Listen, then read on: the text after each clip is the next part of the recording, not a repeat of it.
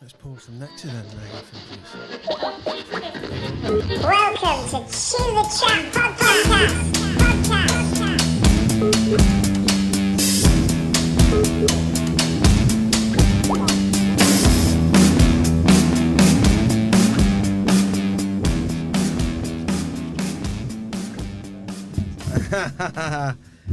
Grab a glass, Aidan. I fetched a few beers up from up north.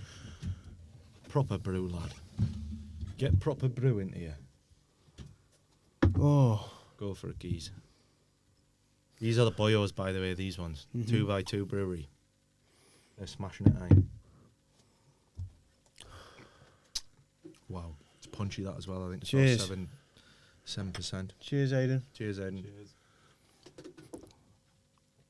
That should get us through, I reckon. Oh, so smooth. It's good, eh? So smooth. In fact, give us a little bit more on the mics, Aidan. Just a little bit. 1, 2. Yeah, that's nice there. That's nice. How you doing then, Ray? Good, man. Good day, eh? Lovely day. Sunny day. I'm not Lazing on a sunny afternoon. I'm not used to it, eh? It's been really nice. Raymond Elliott. Man aquatic. Ocean man. Yeah. Aren't you? Stingray. Yeah. Diving, surfing, Yeah. fishing, travelling, Yeah. Little bit surviving. of everything, Yeah. eh? Mainly, yeah. Yeah. Well, that's what I'm... I mean, we've talked, obviously, yesterday, quite a lot about surfing and diving and your time in New Zealand. Yeah. And, trying to figure out this fucking crazy whatever it is. And it just gets crazy, eh? Yeah, Mad. it does. We're Doesn't living it in just? crazy times, mate. Well, let's sink. But this sort of helps it all sink in, eh? It easily does. 2x2 brewery. Big shout out to them, eh? Yeah, absolutely. And there's something about that. I think it looks healthy. It looks like a juice, eh? Yeah, and it's not got the fucking... Shite. Yeah, do you know what I Aye. mean? Just all the Aye. shit screaming at you of like... Yeah. It's just, that's what it is, and get it down, yeah. Aye. Gorgeous. Back to the old days of mead Mm. and whatnot, eh? Mm. Like, you watch like Game of Thrones and all that, and they all were on the ale. And I often think, what did that ale taste like? Yeah. Would it have been like piss water? What percentage would it have been? Because I mean, they couldn't drink the water. The water wasn't very hygienic, Yeah. so that's Yeah. that's where it all came from, didn't it? They brewed it, Right. and then it was more palatable, like. But they were That's- just walking about pissed all the time. They eh? were, weren't they? In brothels. Just in a brothel drinking ale. Basically, mate. Aye. Good days. Good days. Sounds like my youth. Yeah, well, let's go there. Let's find out about your youth. I do, What Joe. was it like for you? Obviously, you're a Newcastle lad, yeah? Geordie lad, aye. Mining background, family-wise? No, actually, No? not. My dad was from like the West End of Newcastle, which is like, I wouldn't say it's like the rough end, but there's certainly a lot of characters there. Yeah. And my dad tells us this story about when he was at school, and one of his teachers like addressed the class, and it was an old boys' school, St Aloysius, and he said, "You see all you boys, and they were all like having to carry on," and he said, "Some of you'll go to jail, some of you'll, end up robbers, some of you might end up murderers, blah de blah de blah. Some of you might end up tradesmen." And he went through the whole catalogue. And my dad said, I left school and 2 lads out that class killed someone and end up going to jail for it. And I think it was just a bit of a mad one. I think it was a mad school, but that's where my dad was from anyway. Mm-hmm. And I think things got a little bit heavy for him at a point. A few things happened, Right. and he was doing a job in a little mining village, and they were building a new estate. And this guy was like, "Look, do you want to live here? Do you want one of these houses?" And it was literally, he got a letter off the guy he worked with to say, "Oh, he's an honest guy, da da da da da da da da." And like a week later, and my mum were living in this mining village, so he was called the Toonie. So Right. Yeah. you can imagine in a village setting, like somebody like me dad, he's a proper character. Me dad. From that part of town with that kind of He's a vibe. total joker. Like he is the life and soul. Right. And him just coming into that environment, they all knew each other, lived out of each other's houses, I don't think they probably particularly trusted him much. Right. But then he just become immersed in it, you know. He's got like two sort of sides of him where he's like in the village and everyone knows him around the village, and then he goes to town. You're literally walking down the street and everyone's like, "Oh, Ray." So he's Ray as well. Yeah, he's Ray Senior. Yep. And like he's just a joker, you know. He drinks in one of the like proper boozers in Newcastle, and they've got their own table, and around the table says VIPs. It's just one of them, you know. So what are your memories with your dad growing up then, Ray? What stands out to you? What do you? Because you had a tricky time, didn't you? Yeah, I did. Yeah, and like me and my dad were best mates now. Absolutely best mates, but like where I'm from, the northern mentality, and especially back in the day, my dad was like he was a carpet fitter, like a floor layer.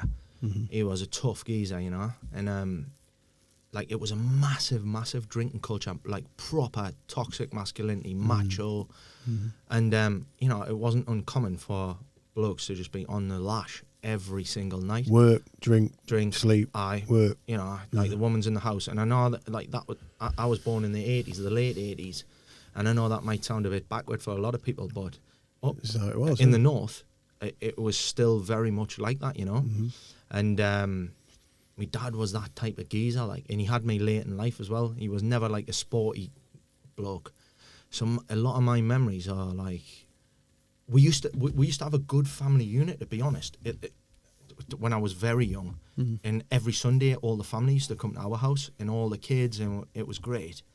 And then my mum and dad's relationship seemed to deteriorate when I was about 6 years old, and it just went a bit west from there. And so I've got like great memories of being with a family up to a point. Yep. And then when my mum and dad sort of split, I haven't like, and this would probably be hard for me dad to hear, but like I haven't got a load of like good memories just being with me dad, and just, we used to go like crab picking on the coast, and it was probably when like my dad would have me on a weekend or whatever, and that just sticks out. It's like a big memory for me. I think that's what like sort of led you towards gravitated me towards living on the coast, and you know, like it's right on my doorstep now, and I think that sort of memory was like massive for me, that time I got my dad. When you say like 6, I mean I was 7 or 6, I think I was, when my parents split up. Yeah. And I'm the oldest of, at the time, 3. Yeah. And I feel like all the years on now, and I look back, that bit of time I did have where I was, you know, maybe from, I don't know, 4 to 7, where you can kind of remember stuff, you kind of developed enough to, you know, kind of know where you are a little bit. Yeah. I feel like I had a little bit more than my brother and sister of recognising some kind of stability, some kind of unit, like you say. Yeah. And the big years, mind, in a kid's life, those are the. And then they split up, your mum and dad split up, and if it's messy and like political, and you know, your kid's often used as, you know, bit of a bargaining like a thing, bit of a and pawn in a game. Yeah, and then I don't remember a lot then either. It's Do you know weird, what I mean? Like, and I don't know if I've just. I think we've got a way of just blotting things out of your brain, and I think maybe I've done a lot of that. There was probably, my dad would probably sit here now and say, oh, what about this, what about that? Yeah. But like certainly not like holidays and times away with my parents and that never happened. But like I say, my dad was just like immersed in his in work and the culture of just being a lad. Yeah, it was just a bit of a like you know, they call it lad culture now, but it was big time then, like, you know. And with it being like a mining community as well, I think it was big there anyway. You know, this lads went down the mine, got on the lash, graft hard. Women were at home cooking the tea and bringing the kids up, and that was it. Like, you know. So that, I guess, you know, you as a younger man then growing up, coming through that family breakup and getting into a young man. I know that you left the country, didn't you? You got up and you went and so did you have something saying, right, fuck it, let's get out into the world and see what's going on? Or yeah, massively. I think ironically, right, if you look like my grandmother's family, they were all like like proper Romany gypsies. Oh, right. So I think I've probably got a little bit of that blood. Me mate often takes a mick and Like says, the wanderlust. yeah, littlest hobo he calls us sometimes. But there was probably a bit of that, and I think I've talked to you about this before. But like, my parents never took me on holiday abroad, or even like in this country. So I never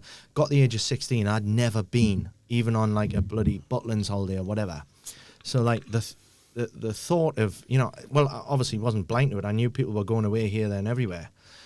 And I was obviously thinking I was missing out on something. So I was straight from school, grafting, you know, managed to save up a little bit of money. My girlfriend at the time, she'd been on loads of holidays with her family, and she was like, look, should we go away? And I remember going away, and like, you know, that feeling you get on the plane, you get off, that heat hits you, and everyone's had that feeling, eh? The hot tarmac. Yeah, but then like you're 16 or 17 and you're walking about this place with your girlfriend, and you're like, I can do this, eh? Like, you know, I'd never experienced it before, but I'm in a different country now, and I'm probably looking about thinking, I can't really remember exactly what I thought at that time, and I'm thinking, yeah, there's a little bit more to life than this little mining village that I'm from. So then, what you know, from that was like where everything was born from, and then I would want to go different places in Europe. And time I got to like 20, I was telling you this about, I've always been quite good with money, and I was working at the time cards in as a tradesman. I was making good money. It was quite a boom on, and I managed to save up enough money. And my uncle moved to New Zealand, and he phoned us up and he's like, Ray, you can do this. Like, you can come over. I know it's the other side of the world, but you'll come over and you can travel around New Zealand. And got the thought in my head, you know, and I thought, you know what, I'm going to do it. And at the time, I was in like a massively heavy relationship. I'd been in a relationship with this girl since I was 14. Wow, that's a long time at that age. And, And what are you, 20 odd at this time? So I'm like, yeah, just over 20, yeah. And I had a mortgage by this time as well. We were living together. It was like That was full on then. So you all kind the of like stars were aligning for us to like have the kid, get married early. And she super wanted that, because when we met at school, and we were friends at first, and it's a weird how it happened. So my niece was due to be born, and she said, oh, will you call me first when she's born? So anyway, I calls her up. Auntie answers the phone. She's like, she can't come to the phone at the moment. I'm like, why? I'm like 14. I'm like, well, why? I've got something to tell her. She's like, and then she goes, no, put him on. So she comes on. She's like, crying her eyes out, and I was like, Katie's been born, you know. She goes, but Ray, my mum's died today. I was like, what? oh, man. 30 odd year old, like, what was she like? Oh, So her mum was young.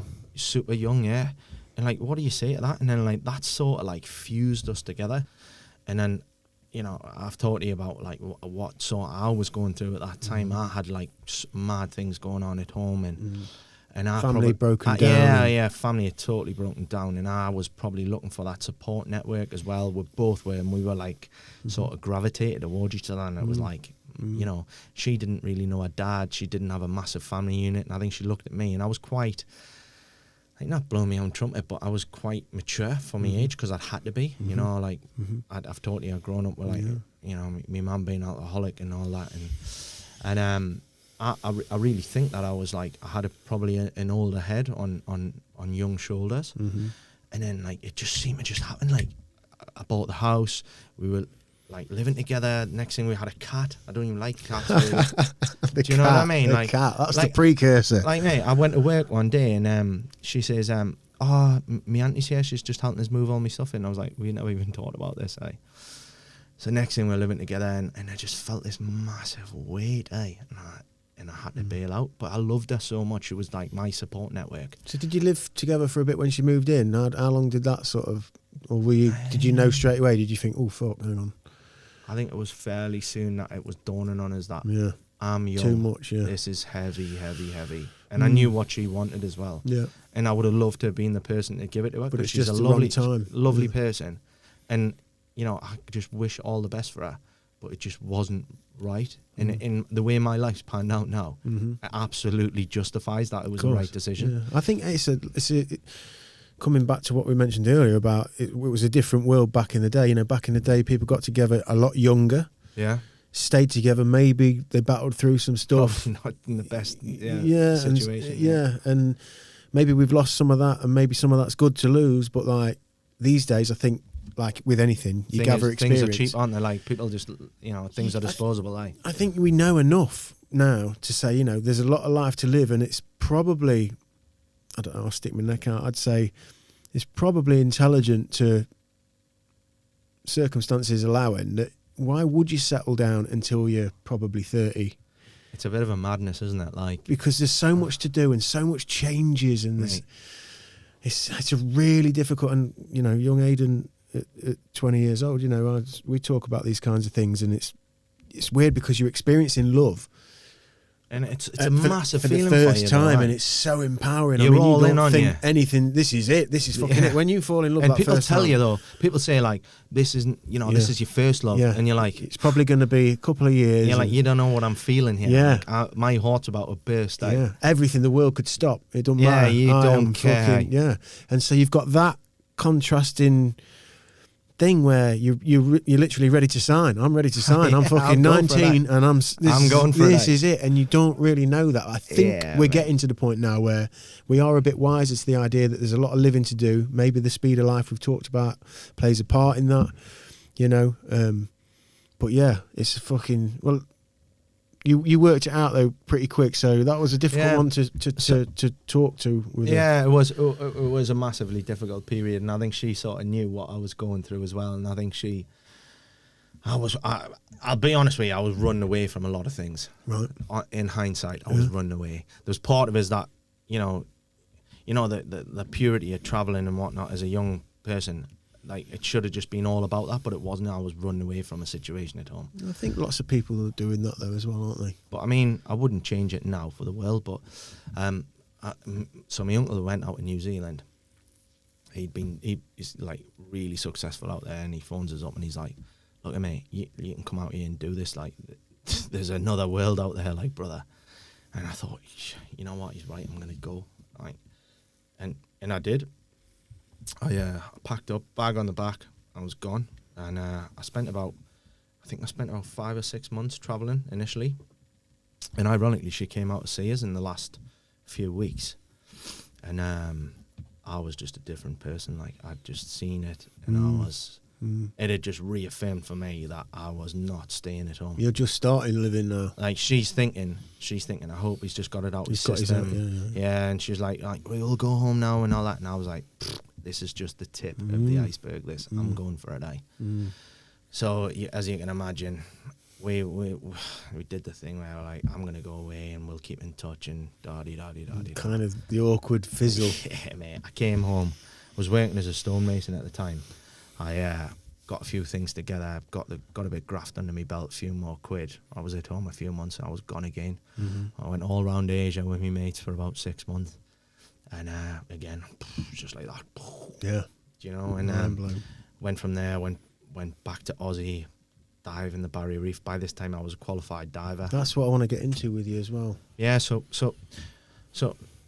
I don't know why, but I've always had this affiliation with the ocean. Well, I think you touched on it earlier, didn't you? I think, maybe that thing with my dad. Those memories that you have got, the safety, the pleasure, the looking up at him and you're there and the noise has stopped. It's just you're doing the thing. I believe in that. Because it probably makes sense about what I'm probably going to go on to, about what I ended up doing. So I went out to Asia and I landed in Vietnam. Fucking culture shock and a half. And while I was there, it was in the back of my mind to start diving around Asia. I'd read a bit about it and met this guy in a pub and he was like, I run a diving school. So ends up there and I've done my open water, then I do my advanced open water, then I've left there and I've went to Laos and Cambodia, and then you go to went to Thailand, spent a few months in Thailand, did me rescue diver in Thailand. Amazing. And I'll tell you what I remember vividly. So we went out for this dive. Like, you imagine I'm just a kid from a mining village in Newcastle, and diving for me, it's like the only equivalent I can say is probably being on the moon. Right. You know, because it's just like just that otherworldly to you. The minute you drop under that water, It is another world.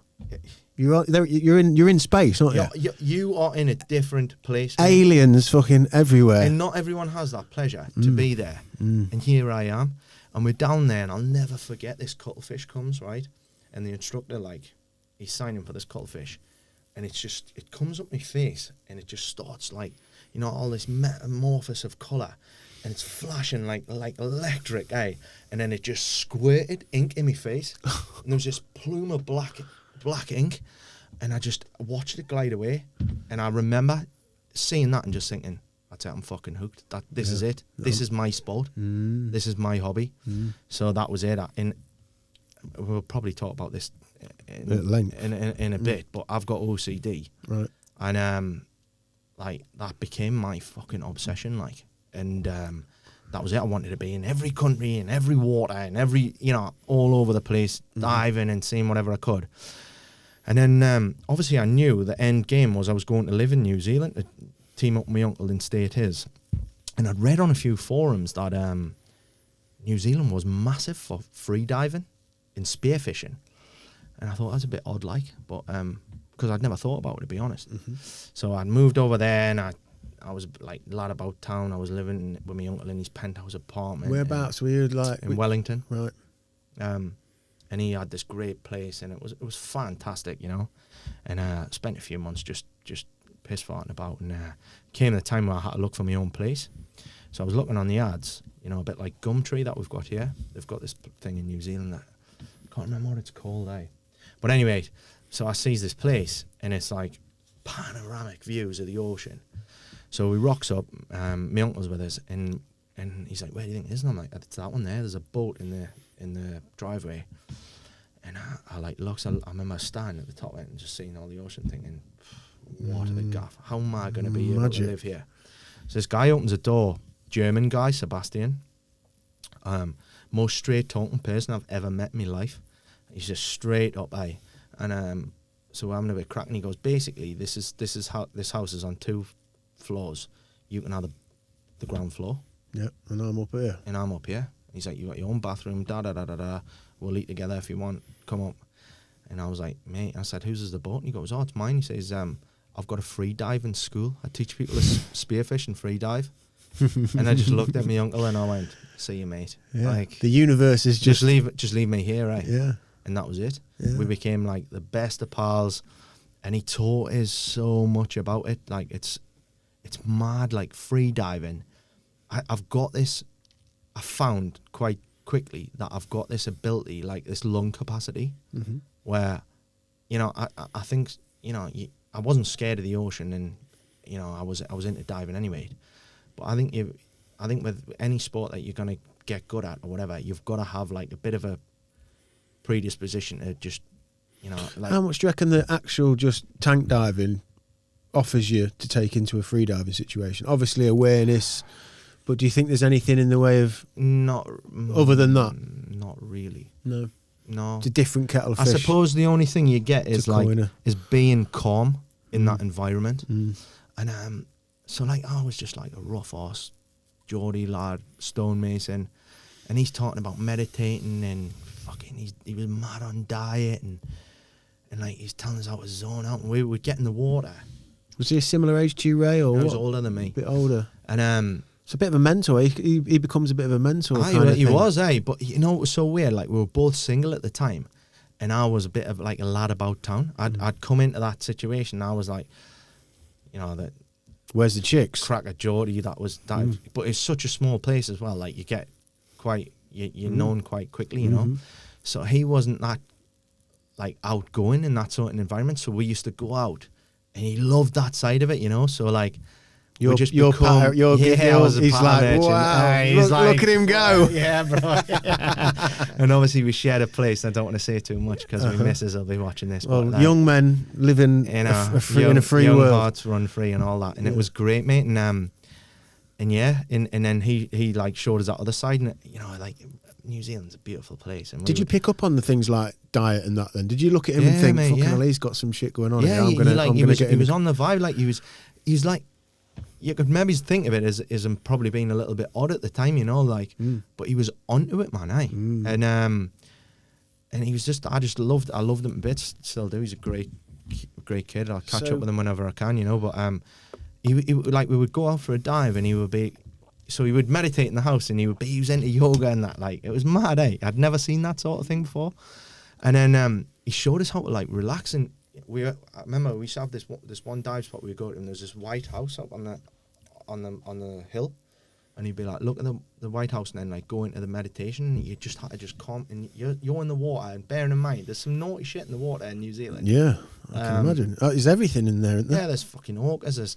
I mean, you know, you've got Stewart Island, which is like the biggest breeding ground for great whites. Yeah, that's where they go, isn't it? It's mad, eh? I've read about that, yeah. And you've got bronzies, you've got loads of different sharks there and whatnot. But luckily, I never saw any in New Zealand. Did you ever have, just quickly, Ray, and I ask this because I've just been on holiday, took my little boy snorkeling, and I have got, as we've talked about, and we'll get to the OCD and the kind of intrusive thoughts and things like that. One of my intrusive thoughts I sometimes get, and going to Thailand over the years, is just when I've been out on a lilo, drifted off, half pissed, woke up like, fuck, I'm way out here. You ever had the Jaws theme tune playing in your brain? Well, just looking down and just imagining just the fucking... And when I was snorkeling with the kids a couple of weeks ago, I went out and did a recce on my own first. I went quite far, I went as far as I could go before all the netting and stuff was out. Mm-hmm. And it was nice because the light was shining down. It was a bit where it was sand on the bottom, so you could have had dark in the peripheral, but it was quite light, and the sunlight, the sort of shafts of light coming down. And I'm looking, it was lovely, and I could kind of hear my... And then I just imagined just a fucking... That's what would happen. That's what it would be like. It would be like, oh, fuck me. Yeah. There he is, and he's just coming out like 10 foot in front of you that you can't see. And then... Did you ever have that? Any of those kinds Every time. Really? Every single time. And how did you just got to just... And I didn't even know I had OCD then. So, like, I didn't know it was like an irrational thought. But like I say, with this like meditation technique that he had, and like I would just find myself, and then you would just go down. You've got these like long fins when you're free diving, and mate, we were going down to like 10, 15 meters, and I was staying down on the bottom. You know, like there's these fish called butterfish, and they live in the reeds at the bottom, and they come up, and they're like, it's almost like they're coming up for air, and then they'll come down, and you've got to sit there with your spear gun. And then you just wait till they come up and you pop them off. And mate, I found myself, and it was like this weird like therapeutic thing. And you'd come back in, and it was just like mind blowing. Like it's hard to explain. Yeah. It's like it's how was it learning? In fact, let me just. You ready for it? Let's grab another beer. I'm ready for another beer. What do you fancy? I'll tell you what. You want to go with that? Tiny dancer. Tiny dancer then, yeah, for me. I'll have a Beaver Town, mate. Beaver Town. Gamma Ray. That's the one. Mate, it's boiling in here, eh? It is warm, isn't it? It's been, for international listeners, which we have, oi oi, yeah, it's been in the UK, it's been like 30 odd plus the last couple of days. It's been really, really nice. We've had a lovely day today on the field, haven't we, with the kids? Yeah, smashing. It's been mint. Cheers. Cheers, Ray. Sláinte. Yeah, so when you're learning to free dive, you know, those first few times when you go, right, okay, Sebastian's going to take you out, he's teaching you some breathing, he's obviously taking through procedure. How deep do you go first time? How long does it last? What does it feel like? Do you fucking pass out? How does it work? Well, that's the thing. Like, I think I was quite fortunate because I think I've got like a good capacity. Good capacity to do it. And you know, I'd been diving and I was in good shape. I was in a good level of fitness, and that's a massive key. But you can progress really quick with it. That's the thing with that sport. It's every time you go in, you seem to just get a little bit longer, and you buzz off it, you know. And for me, massively, and I think going back to what you were saying about the things with my dad, where I used to go crab picking when I was a kid, it was all about like getting lobsters and catching things. That was it for me. And I think I've always had this thing about, you know, particularly even like back in England, I've went out catching lobsters and free diving here. And I, like you say, it must be something that's just... Yeah, there's a imprinted something with you that is warm and you enjoy it. You've obviously when you're going down with Sebastian, you're going down deep down there. Is there any times when you've had a near miss and you think, fuck, I've miscalculated this? 100%. It really happened. I had a shallow water blackout. Oh. So this one day, anyway, we used to hit this place for scallops. It had a fantastic reputation for a scallop. I mean, it's unbelievable, isn't it? Big shout out to Flash House Brewery. Flash House. Mate, no shields. Tiny Dancer. Like we've talked about this, I honestly think craft beer in the northeast, wow, they're just doing bits, man. Flashhousebrewery.co.uk 5.4. That is tasty, mate. It's something else, isn't it? You've got that 2x2 brewery. You've got Wylam. We had the Wylam. What these called again? I don't know what the vessel itself. Yeah, I can't remember. Was it a keg? No. Nah, it's not a keg. Is it? Nah, that'll come to us in a minute anyway. But yeah, you've got Wylam Brewery. You've got, there's loads, Aaron. People who love it, care about it, and get it to other people who love it and care about it without that's what it's about, the fucking conveyor belt of preservatives and make it live longer. Yeah. Let's make it cheaper. I mean, that's brewed in a like a little trading estate, and you go in and all the vats are there, and you're buying it off the geezer that makes the beer. It's fantastic. Well, isn't that ironic? At the beginning of this podcast, when we're talking about these volcano blurbs of just the peat, that stuff's the simple stuff, isn't it? Like getting back to actually being aware of where your shit's coming from. Knowing your neighbour. There's something in it, isn't there? Yeah. So you're sorry. Wait. Yeah, big shout to Flash House Brewing. Shallow water blackout. Yeah. So I've went out this one day and we've went off the beach, and I've went down probably about 10 meters, and I'm looking for the scallops, and I hadn't found any, and I was probably seconds off coming up, and all of a sudden I've hit a bed. And when you hit a bed, it's sometimes hard to find it again. So I'm like this. So I've got me net, and I'm just hoying these scallops in there, and that feeling where you go. I started getting that, and I just kept going and kept going. I was thinking it's not even that far up. I'll just kick hard, and so I've filled as many as I could until I couldn't say any more, and I'm reaching, and I've started kicking up, and I'm kicking up, and I'm kicking up. And I'm looking up, and the surface just isn't coming. And I've literally blacked out as I've hit the surface. And luckily, Sebastian was there, and he's grabbed us, and he's like, "Are you all right?" And I'd come straight out of it, because I've been super fortunate. If I had been a meter or two down, maybe I'd have been a goner, right? And he's got a hold of us. He's got us like this, and then I've come to, and I'm like, "Mate, check me bag." He's like, "Are you for real, mate?" I'm like, "Mate, I had a massive bed there, blah, blah, blah, blah." He's like, "Look, have some time out, But that's scary. It's crackers, man. It's stupid, really, isn't it? Well, But I was living for it at the time, What's better than that? Hitting a scallop bed. I had about 20 odd in there. No, I again, just snorkeling the other day with the kids. It's been a long time, I spent a lot of time out in the sea in Thailand over the years, but it's been a while, and being in there with the kids and just popping your head up and hearing the chatter from the beach and all of going down, and then boom. Yeah. And like you say, it's another world, man. It's another world. It is another world. And seeing my little boys with their little masks on, and we sort of worked out the thumbs up and pointing at stuff and seeing them going into a big school and of their eyes fishes. are like this. Yeah. And they're like, Daddy, pointing and it's pure wilderness though, isn't it? It's so connected and beautiful, and there's a calm in. Yeah, I loved it. I absolutely loved it. Because I hear people in the say, "I'm scared of the ocean. I don't know what's in there," and I'm like, "Yeah, you don't know what's in the world either." No, no. You really don't, But I do get that. But I do think. But the sense of wonder for me overcomes that.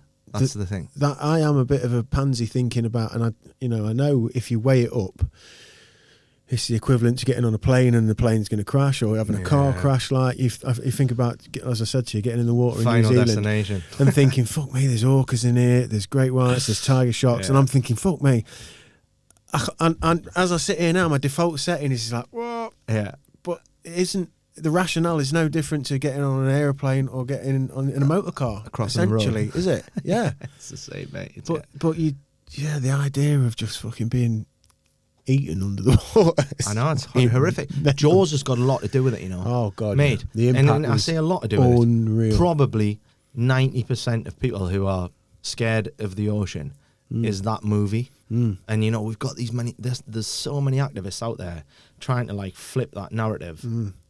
And you look at sharks, man. God, I've actually been so lucky to dive with sharks in the Great Barrier Reef. Wow. And there weren't, like, any... There was a white tip. And I'll never forget, I was out with this American guy. And he's done this to us. So, like, that means... Shark. Yeah, and everyone knows what it means. So I'm like this, and he's gone, shark, and I've just went... And is there a protocol? Does anyone give you a protocol for that? No, but he's, like, laughing at us as well. So I'm turning around. I don't know if I'm going to see a 20-foot great white or whatever. But anyway, I've seen this... What would it have been, like, I don't know. Maybe he's about 6 foot long. And, but mate, so graceful, man. Just the way, it wasn't even asked about me, couldn't give a shite. But it just, the way it moved, and then it's turn of speed, boom. And I just thought, wow, what an apex. What an apex predator. Like, mate. And they are majestic, aren't they? Mate, and then I've sat in restaurants, I went to, I've had this in Asia, and I had it actually in Aussie. I was in Sydney in like the Chinatown, and they've got like shark fin soup, and I'm like, how the fuck can you justify killing such a graceful, amazing, beautiful creature for a bit of soup? Are you mad? It's mad how you say about Jaws, because it's so true, because my boys who were like 5 and 6, we wouldn't know about it though. They love sharks, they love them, and we were really careful about how we introduced them, because it's only now where they're coming around to the idea that they're a predator, right? Because we've just watched whether it's Attenborough's stuff or whatever the where latest. champions them, and it shows you them for what they are. Yeah, and I've even dug out stuff when we've gone on YouTube and gone down the rabbit hole and seen freedivers with great whites. Yeah, Oceanic amazing, Ramsey. Yes, yeah, you come across her. Amazing, and Fabulous. Showing the kids that, and it's only now at 5 and 6 years in, and again. Talking about acclimatization and stuff, like they have now got sort of a built-up trust and measure of what they deem the shark to be before the dung dung dung dung dung. Do you know what I mean? Because isn't it Shark Week? Fucking if it is, I actually fucking think it is. Shark Week. Aiden, come on, you've got to suss this out. Is it Shark Week? And if it is, can you get a bit of footage up of Oceanic Ramsey? Yeah, that is mad. Seeing them swim. She's wonderful. Like, she is incredible. Shark Week. Shark Week. I'm sure it's this. It's schedule full list of fantastic. Come on, you heard it here first. All right, where does it run from? August 9th. Tomorrow. So it's this week, eh? Yeah. Coming. I knew it was shortly, eh? Yeah. But mate, I wasn't even joking about that, you know. Do you know when I used to get in the water, I used to have the Jaws theme tune. Did you really? Nah. And I used to I'd put my head back out and go, this is ridiculous. Come on, Ray, this is... Did you ever find yourself asking Sebastian or other people around, do you ever get the Jaws theme tune? Well, no, but has there been any... Yeah, mate, I found myself on Google all the time, like... We really, Ray? Such and such big. So you were having that battle then? You were having that battle? You weren't just getting in like, I know it's out there, but I'm just... you're actually having that, like... Because when I had that the other day, feels like just the other day, it's a couple of weeks ago, I just could imagine just... And whether he's going to come and eat me or not, just being in the presence of a big fish like that just fucking made me feel like, whoa. Yeah. But I imagine it's so empowering. It's a mad one, eh? Because, like, so I surf at home, right? And this particular, where we live, there's a lighthouse just off where we live. And it's become a massive haven for seals. It's become like a seal colony. And whenever you surf, like nearly every time I go out, there's a seal pops up. And they come out the water, mate, and you think you've got a neck on here, but these geezers are like this, man, eh? It's like some guy on rides just popped up next to you. And, you know, like, and I love them, and I've dived with them before, and they're amazing creatures, because we've actually got the largest seal colony in Europe in Northumberland. Right. And I used to dive in there. It's called the Farne Islands, and there's an inlet, and you go in, it's absolutely super eerie, because all the fauna up the rocks is white. So you've got this light coming in. So you imagine you've got these two massive, you've got this crevice and these two massive boulders just projecting out the water with white fauna all over them and this eerie light coming in, right? And then the viz is never, ever great. So, like, you've just got these, like, shapes passing you, like shadows. And then so I was going down for some lobsters, and my mate is a photographer, and he's like, and I've turned round, and there's a seal pulling me fin. It's like pulling his back. And I'm like, what the hell? What is going on? And then it come beside us, right? And I'll never, ever forget it. Like this close to my face. Yeah. Looked at me, right? And looked in the hole as if to say, like, what are you doing there? Yeah. And I was almost like, oh, just catching a lobster.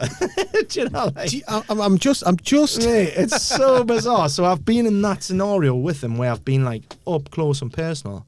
But when I'm surfing, right, my legs dangle in the water and I know they're there, and they'll just pop up here and then they'll pop up here, and I get a bit skits about it. And that's just the seal, like. And I'm so pleased that there's not, like, any naughty stuff in the North Sea. That's, well, there's naughty stuff everywhere, but, like, there's not any great white. Bruce ain't gonna come and see you. Yeah, there's no great whites happening on Sluice Beach. Like, there's nobody ever been dragged in with the legs missing. So what's that? What was it you said about the great whites? Ramsey, did you say? Oceanic Ramsey, she's called. Oceanic Ramsey. She's absolutely fantastic. We went. Me and the boys on one Sunday afternoon. We ended up watching something, and then we ended up on a YouTube. Rabbit hole with the sharks, swimming with the sharks, and they just love it. And they did say to me on holiday, if we saw a shark, Daddy, would it eat me? I said, no, probably not, darling.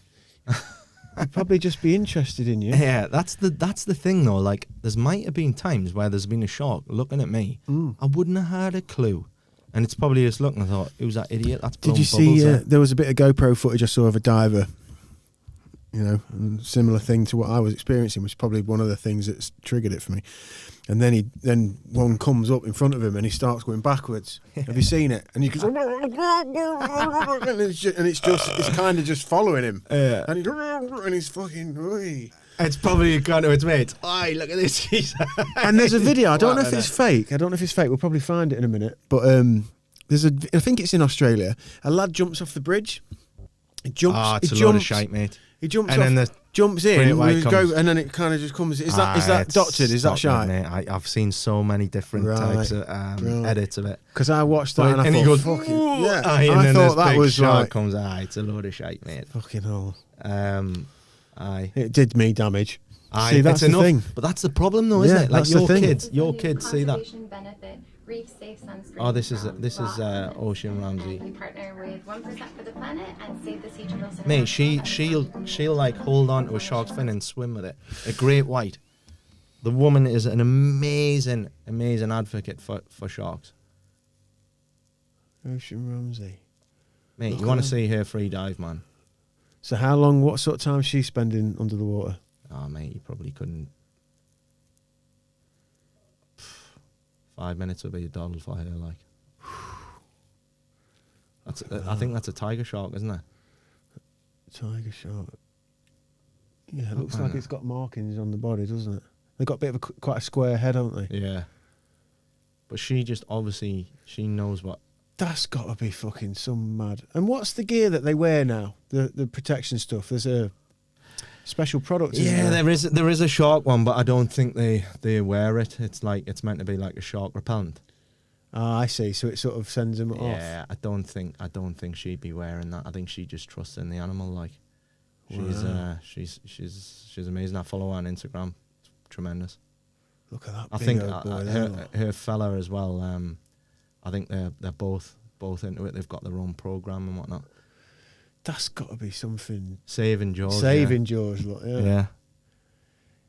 Yeah, so you had that battle then. You did have that battle. Mate, and could you get rid of that? Would it sort of... No, it was always there, but my love for doing it and like wanting to do it would like overcome that. So. And what about Sebastian? Did he ever... Mate, this guy went in to be like a proper deep blue diver. So he takes charters out in like Tonga, Samoa, Rarotonga, and he spearfishes sailfish.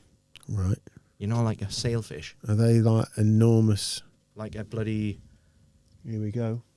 Yeah, mate. Jesus. Mate, I could show you pictures now. Fucking hell, look at that. Mate, he's a fish that size. He's shot them. He's speared them. That is a beautiful looking... When we finish this, I'll show you some of the pictures off this geezer, man. Is that like a swordfish then? I like a swordfish, Yeah. Sailfish. Spearfishing. Yeah, there. Look. Look at that. Tonga? Hey, I think that actually might be him. Tonga spearfishing. How weird's that? I think that might be him. Who's it by? That's a fucking big fish. That's bigger than him, that fish. Yeah. No, I don't think that's Sebastian. Oh, see that one there? Tonga Wahoo dog. Who's that by? Nah, that's not him either. But he's got a few on there, mate. And I'll show you after this. Yeah. I'll show you the videos, mate. It's absolutely mental. So like he'd obviously started off in New Zealand and he showed me like everything that was great about New Zealand, and then it just wasn't enough for him, and he just got mad into it. I think his handle might be sea bass, if you see anything like that. But what a guy he is, lovely guy. He's got a family in that now. And you keep in touch, you say? Yeah, definitely. I mean, if he's ever in Germany or whatever, we'll try and catch up if he's ever in the UK. And last time I was in New Zealand, we met up and it was my birthday. We went out for a dive and we got like 5 massive crayfish, like they're big lobsters. You can get them the size of this table, and we got a load of fish. We went out over 2 days spearfishing and then we had this massive, it's a different crayfish to that. Type in NZ crayfish.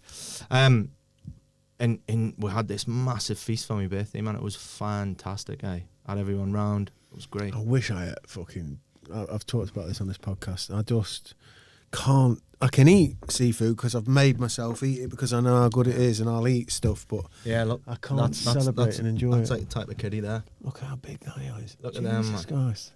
That's an alien.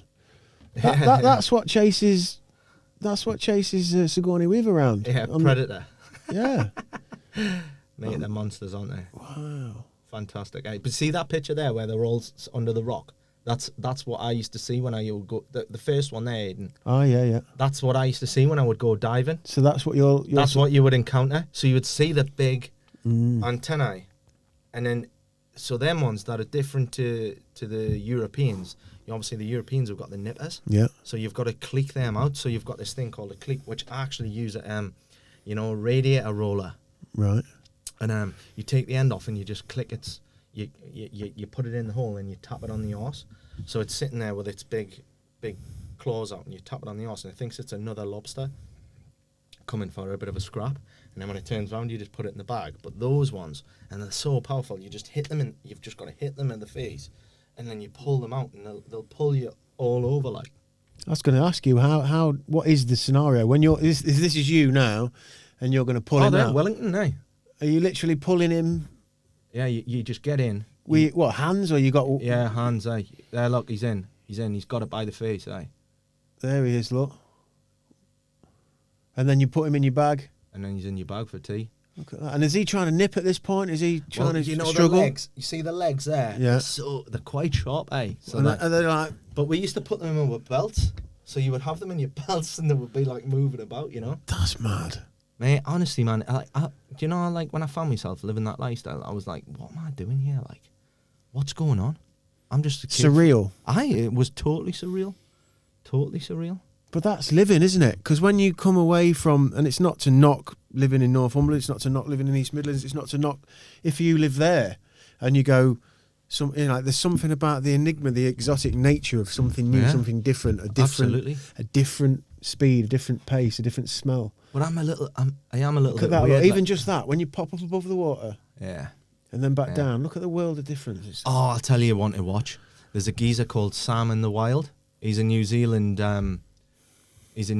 free diver, and he's got this video, right? And he's free diving, and he pops his head up, and he's got the GoPro on his head. When he pops his head down, 3 orcas pass beneath him, like beneath his feet. It's just it's mesmerising me. And that was in Wellington. And a friend of mine was out surfing in Welly, and same crack. It's just an orca came and breached beside him. I mean, that is phenomenal. What's their reputation with orcas? They don't normally get argued with people. Right. We've had them in Northumberland the past couple of months. Really? Right, just where I live, just off the beach. Yeah. Wow. Mental. And is that what a scares me new about phenomenon? that is I think maybe they're lost. But we've been super lucky, because when we moved to the coast, I didn't realise that there's this like migration of dolphins that have come from the Orkneys. They were all tagged in the Orkneys, and they've come through Northumberland, and they're just there every month. So we'll sometimes walk out with, like, you know, I've seen videos you share. You cross our road, and you like come out a little cut, and you're on the beach, and like on a night time we've said, we'll take Jude out for a walk, get him to sleep. You've walked out, and there's just like 20 dolphins playing in the bay. It's mental, eh? Yeah. And then you look to the right, and you've got the lighthouse, and that's a seal colony, and you're just like. So is that anything to do with when you say the orcas are there? Are they likely lost? I mean, is it? Are they not in our waters because of temperature or just no, they're general? They are there, and they're in like Scandi as well, and you know they're there. They're definitely there, but they're just normally further out. You don't see them as close in. Mm-hmm. So when they come as close in, I think there was one in a calf, and you sometimes think, Don't they leave the group to birth and stuff? Because I read somewhere recently about that journey back for orcas, back to the group when a mother births is that's like 50% whether you're going to be going to make it or not back to the group. Are you super warm, Sam? I'm really warm, mate. I'm really warm, yeah. Is there any chance of putting that? Yeah, let's put it on. You might hear a bit of buzz, a bit of fuzz, but a bit of buzz and fuzz is where we are. What's that? Oh, that's nice. Yes, brother. Oh, me. Yeah, I'll have a bit of that. Yeah. I'll have a bit of that. Thank you, Aidan. So where were we? Yeah, so you're free diving, you're getting the gist of it, and now you're wondering like, what is happening with my life? This is mad. Yeah. So what happens at that point then? Do you? So at that point, right, I'm living with Seb, and we're like I say, we're out on the dating scene and whatnot, and he said to me, I think it's getting a bit tiresome, you know, and I said. Same, like it's the monotony, you know. Yeah, novelty is kind of. Yeah, and I said maybe it's time for her to find some like honest women, you know. But we went out like the weekend after we were having that conversation, and I bumped into my ex. Met in a nightclub, and we got on, and she was a lawyer in New Zealand, and. It was always my intention to stay there. Like I didn't want to come home, but like my mental health really started to deteriorate.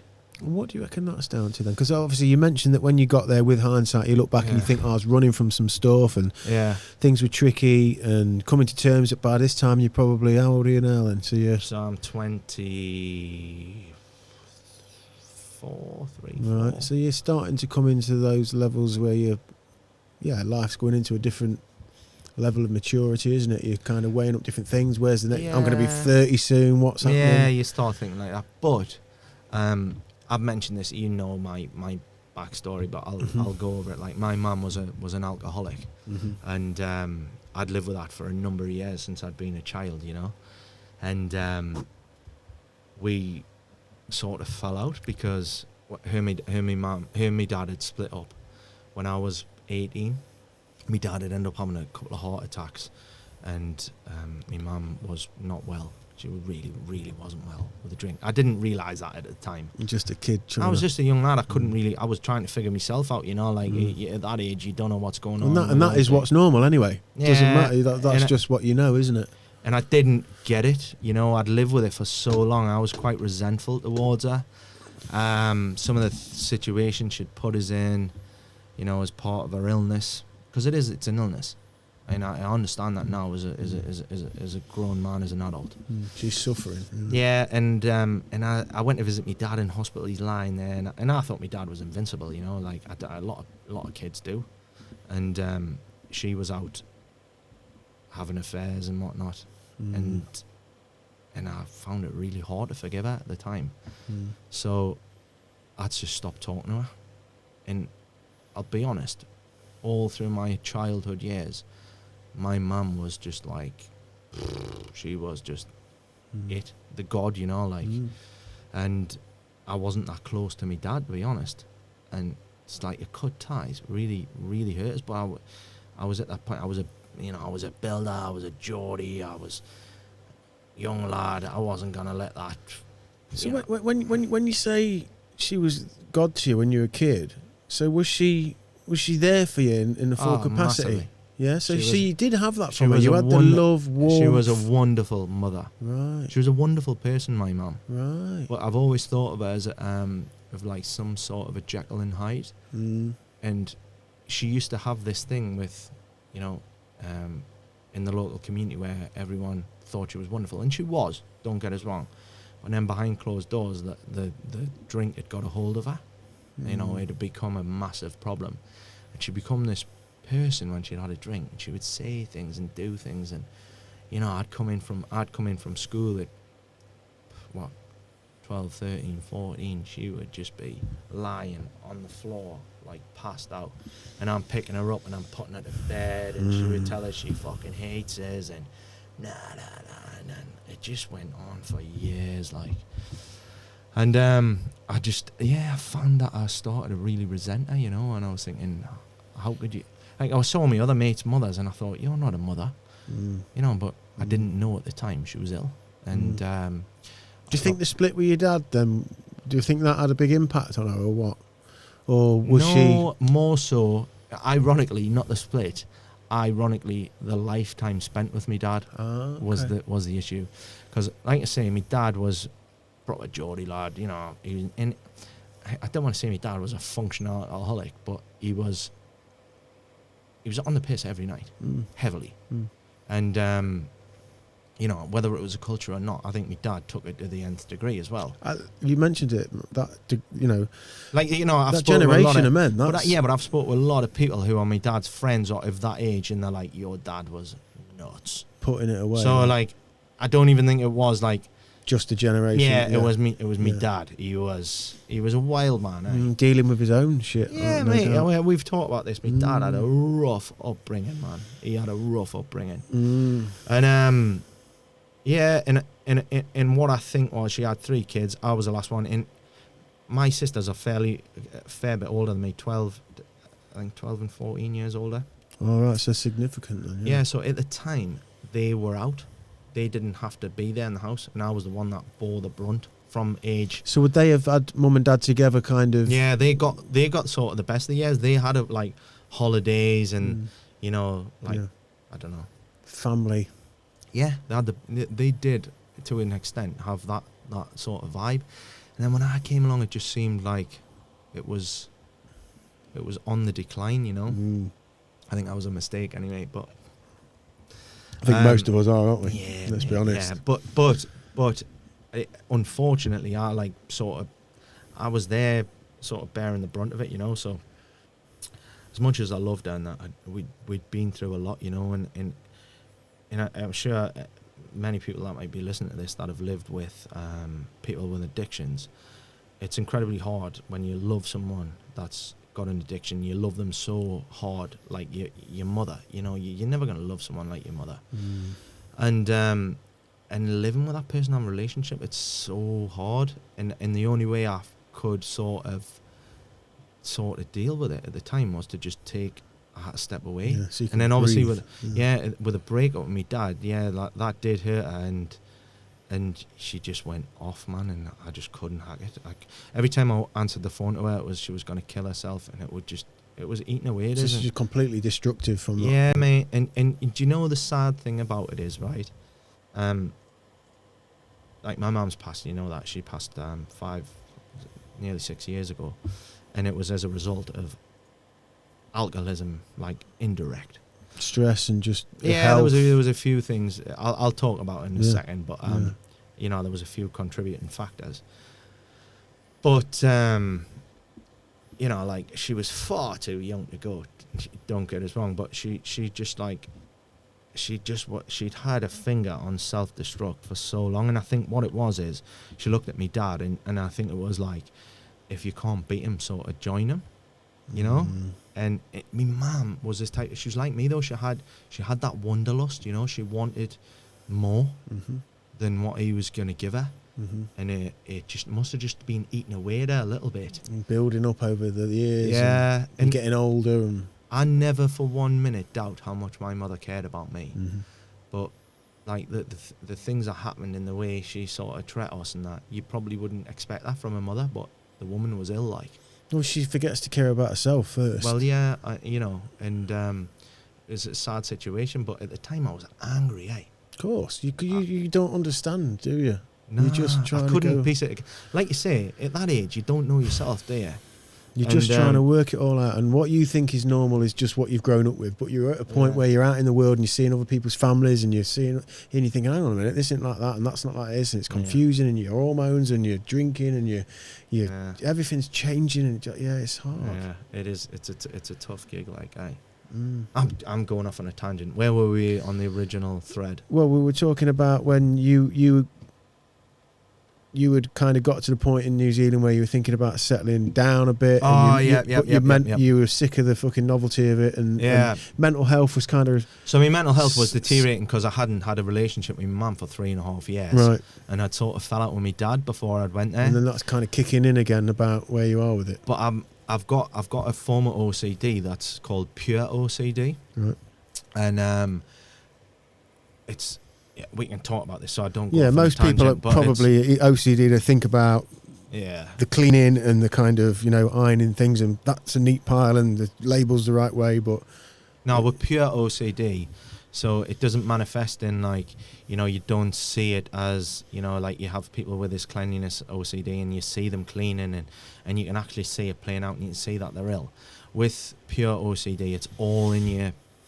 All up there, you know, and I can be sat looking absolutely normal, and I can have an absolute war going on in my head. Like I said to you, very much it's like Tourette's in my brain.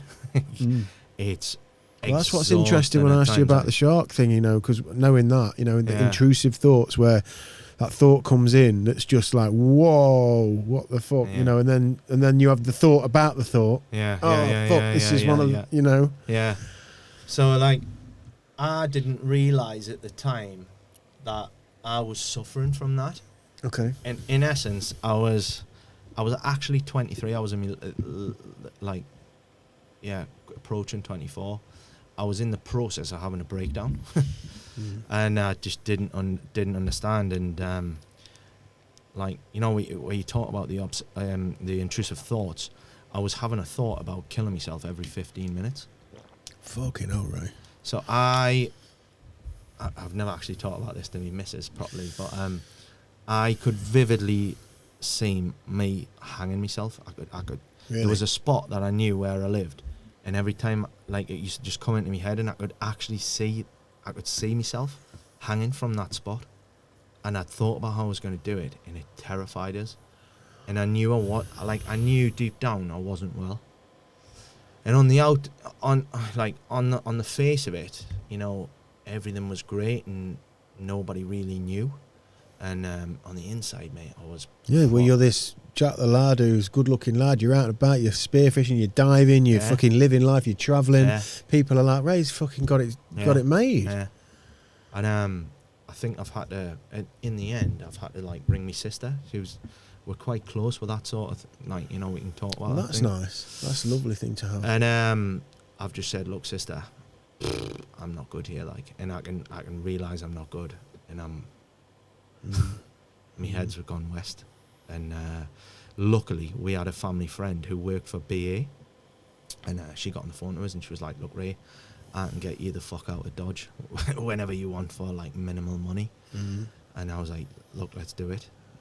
So this is back from New Zealand, get home. So at the time though, I'm in this relationship with this lawyer and she, you know, she's a great lass and whatnot, and I never could explain it to her. I just I didn't know how to broach it. You know? These suicidal images that you're having, that's in New Zealand. I'm in New Zealand, and you're living this life, but I'm isolated. Like I'm just feeling like completely alone.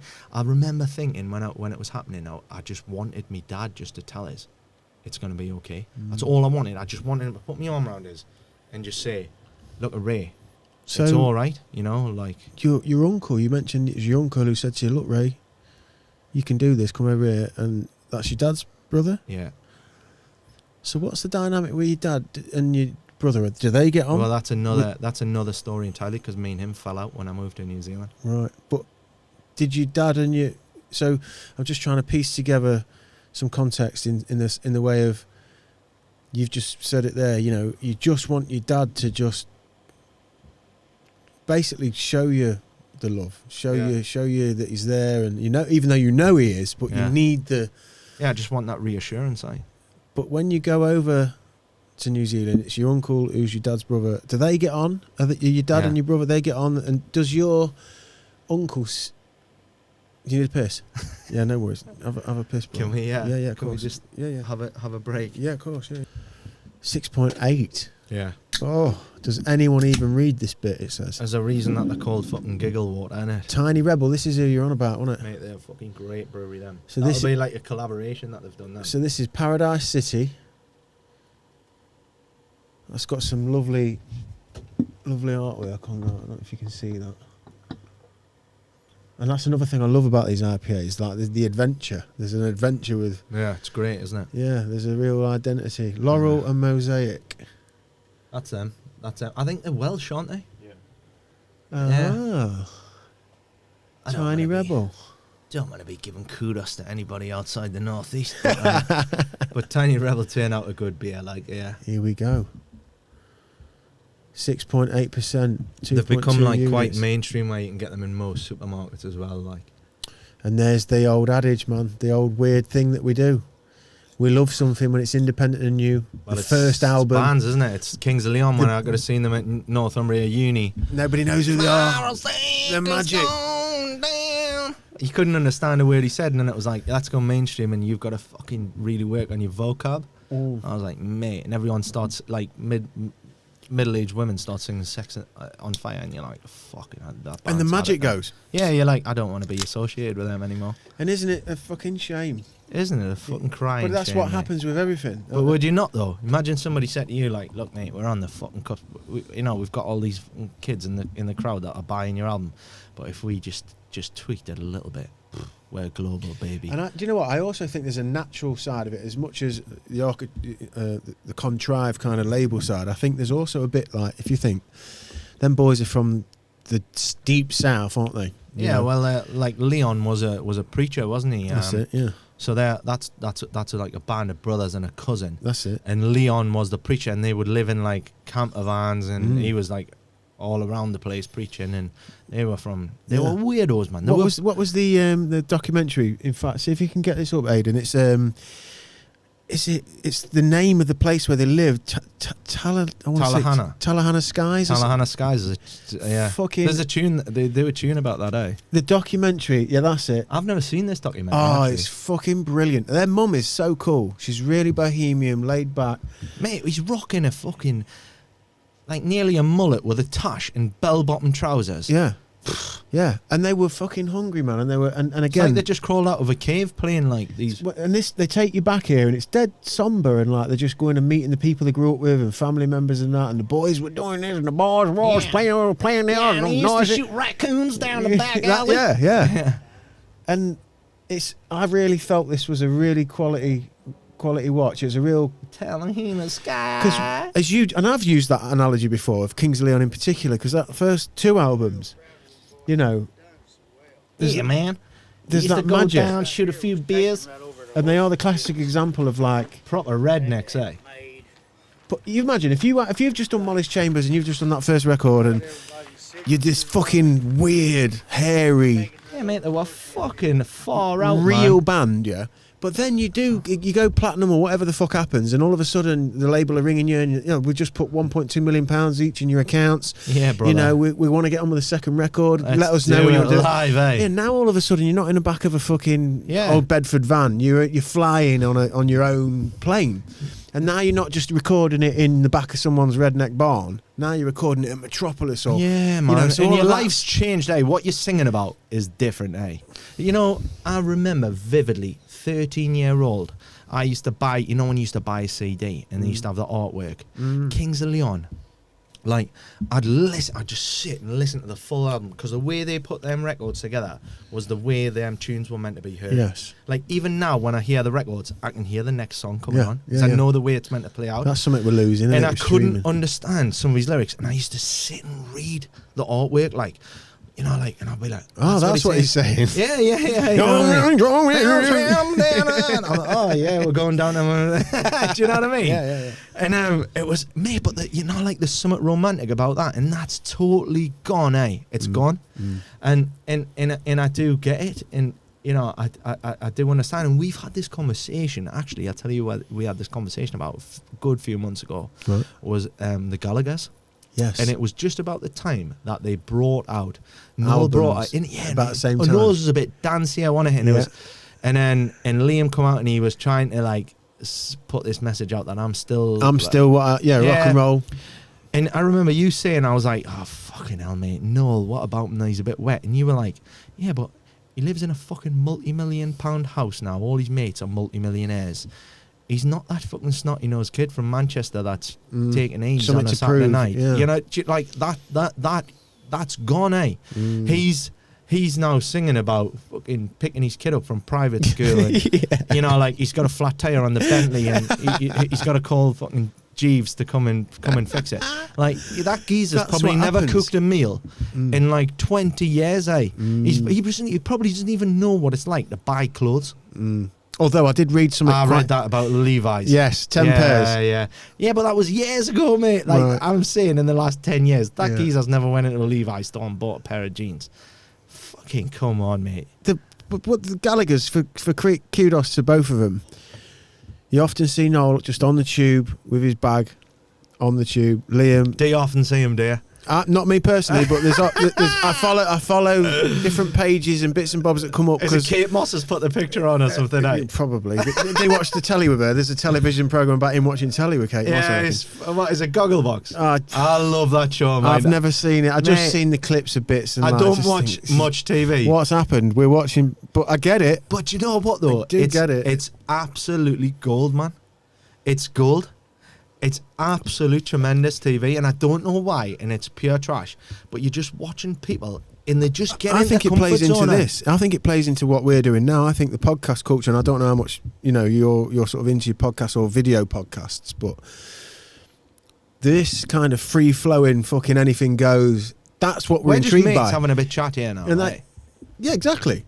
Exactly, but it's being recorded, and one day your little boy will go, "Oh, look, this is my dad. This is my dad." Look, when he was, and I was only fucking, and I love that, and that's a big part of why I love doing this. Is like it's something that you're going to have, but I think that's what Gogglebox and a lot of the reality was trying to get at. The reality TV was trying to get at was like the most interesting stuff's real. But censorship and advertising and demographics and fucking sponsorships that gets in the way. So we've got to keep it clean. But do you know what's nice about it, right? Right. And this is Gogglebox. If you've never watched it, right? So you're sat in the house, and we'll try and be as PC as we can, but there'll be certain things that come on the TV, and you go, "What a fucking load of bollocks!" Yeah. Hey, you look and you go, "Oh, they're at it again! Oh, a load of shite." And you see these people do it on TV, and you're like, we're not the only ones. Like, we would have said that, eh? And sometimes it's a bit, it's reaffirming. But that's what I think you're getting. That's why I think podcasts have gone the way they've gone, because, and I know it happened for me, is like when you, and there's so many, and for Chew the Chat podcast, for listeners, new people listening, watching right now, there's something about even people you've never even met, when you get into when you're privy to a real conversation. Yeah. And you just know people aren't running for fucking votes or trying to endorse this or get fucking, some kind of pat on the back for something. You're just raw. That's so is so enticing because we've been smothered with just makeup and tonight shit. on, you know, and just fucking nonsense. And Towie and shit like that, that's scripted. Yeah, totally. Bollocks, but coming back to Noel and Liam, you know, and that whole adage of you can't, you know, I think that's why their first 2 albums were like what they were for them boys, was because they were written long before. You know, they were both written What's the Story and most of the songs for What's the Story anyway, and certainly definitely Maybe, they were written when he was fucking working laying gas pipes, do you know what I mean? You know, and living that life and wanting to get to that place. And then you get to the place. But we can all relate to that, you know, like we're living in those times in a council house at the time. And that's what strikes a chord, doesn't it? Which is why I'm interested with what Noel's doing now, whether or not it's my, you know, you get so attached, and this happens with all bands, you get attached to what because you hear your favourite band, Kings of Leon, whoever it may be, at that pivotal time when you're turning 18 and you're just discovering and you fell in love for the first time and it soundtracks. And then it's 8 years later and you want it to give you that again, but maybe it doesn't. Maybe it's giving you something. Ironically, Liam come out with that tune once. You only get to do it once. Yes. And oh my God, how poignant is that? Yeah. And like I think that sort of like sums up Liam as well. You know, he's like a rock and roll, and he's not that geezer anymore, and he's become like the nation's sweetheart. If be honest, what I like what Liam's done is that he has embraced. He didn't try and blag it about being a songwriter when he's gone on his own. He never made it. He's no airs and graces. He's not tried to put smoke and mirrors on it. I'm not a songwriter. I just want to be in a band. I love singing. You know, I write a few bits and that, and the lads help me out, and it's cool. And like, if you don't like it, then fuck off. And I love that, and I love how he's been straight up about that. Then there's a little bit of me, and he's on this second album campaign. I feel like he's let go of it a little bit. First time out, I felt like he was hanging on a little bit to that Manchester. I'm still, you know, I'll prove it to you. You know, because at the end of the day, you are 45 and you have got kids, and you. But he's got on the drum kit, rock and roll star, and he's like. But he's like. I think he's found a balance now where he's got comfortable being on his own. The band, and that song once, that was interesting because it was controversial, wasn't it? Because they had Eric Cantona. Yeah, he's a red, isn't he? And I saw it and I thought, fucking hell. But you know, when he put it up, he put 2 legends of Manchester, and I thought, and that's the be all and the end all. And then people are like, greatness, recognise greatness, and it's true, because how many times must he have cursed Cantona in the past? Oh, of course. It's like destroyed dreams, wouldn't it? Mate, can you imagine? Like, I'm obviously Newcastle, so we've got that thing with something. I couldn't dream if I got any sort of fame where I was putting out a video for whatever reason, and I've got. Not that there's many greats in Sunderland. Don't get me wrong, a little bit of a dig in there, right? But you know, there's no Eric Cantona's come out with Sunderland Football Club. Not just but yet. If he did, he wouldn't be getting in the fucking video. I tell you something, because I wouldn't be able to walk down the street. But fair play to him. But credit to him for that, though. But had Manchester City not had the success they've had, would he have done that? Would he fuck? He wouldn't have, man. Yeah. And I wonder, and I mean, Liam says it was his idea. I wonder, was it his idea, or, you know, who knows? Did you not see where it came from? Eric Cantona put a thing on Instagram. Did you not see? You never seen that video? Aiden might be able to help out. Wasn't he singing it in his house or something? Singing his tune. Yeah, so this is a good tune, I like it. No, he's tapping his feet. It was around Christmas time, right? And he's sitting tapping his feet, and the video is coming up. It's very well shot, and he's tapping his feet, and that song's playing in the background, and he's singing it, and then it just pans on his face, and you only get to do it once, and he's like, my choice for song of the year. Do you know what? Right, what I think. This is it. Here we go. Come on, then, let's have it.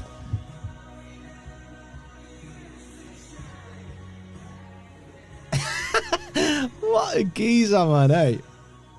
So this just appeared on Instagram. Yeah, I did read about this. Go on, Eric. Oh, look, he's got the point.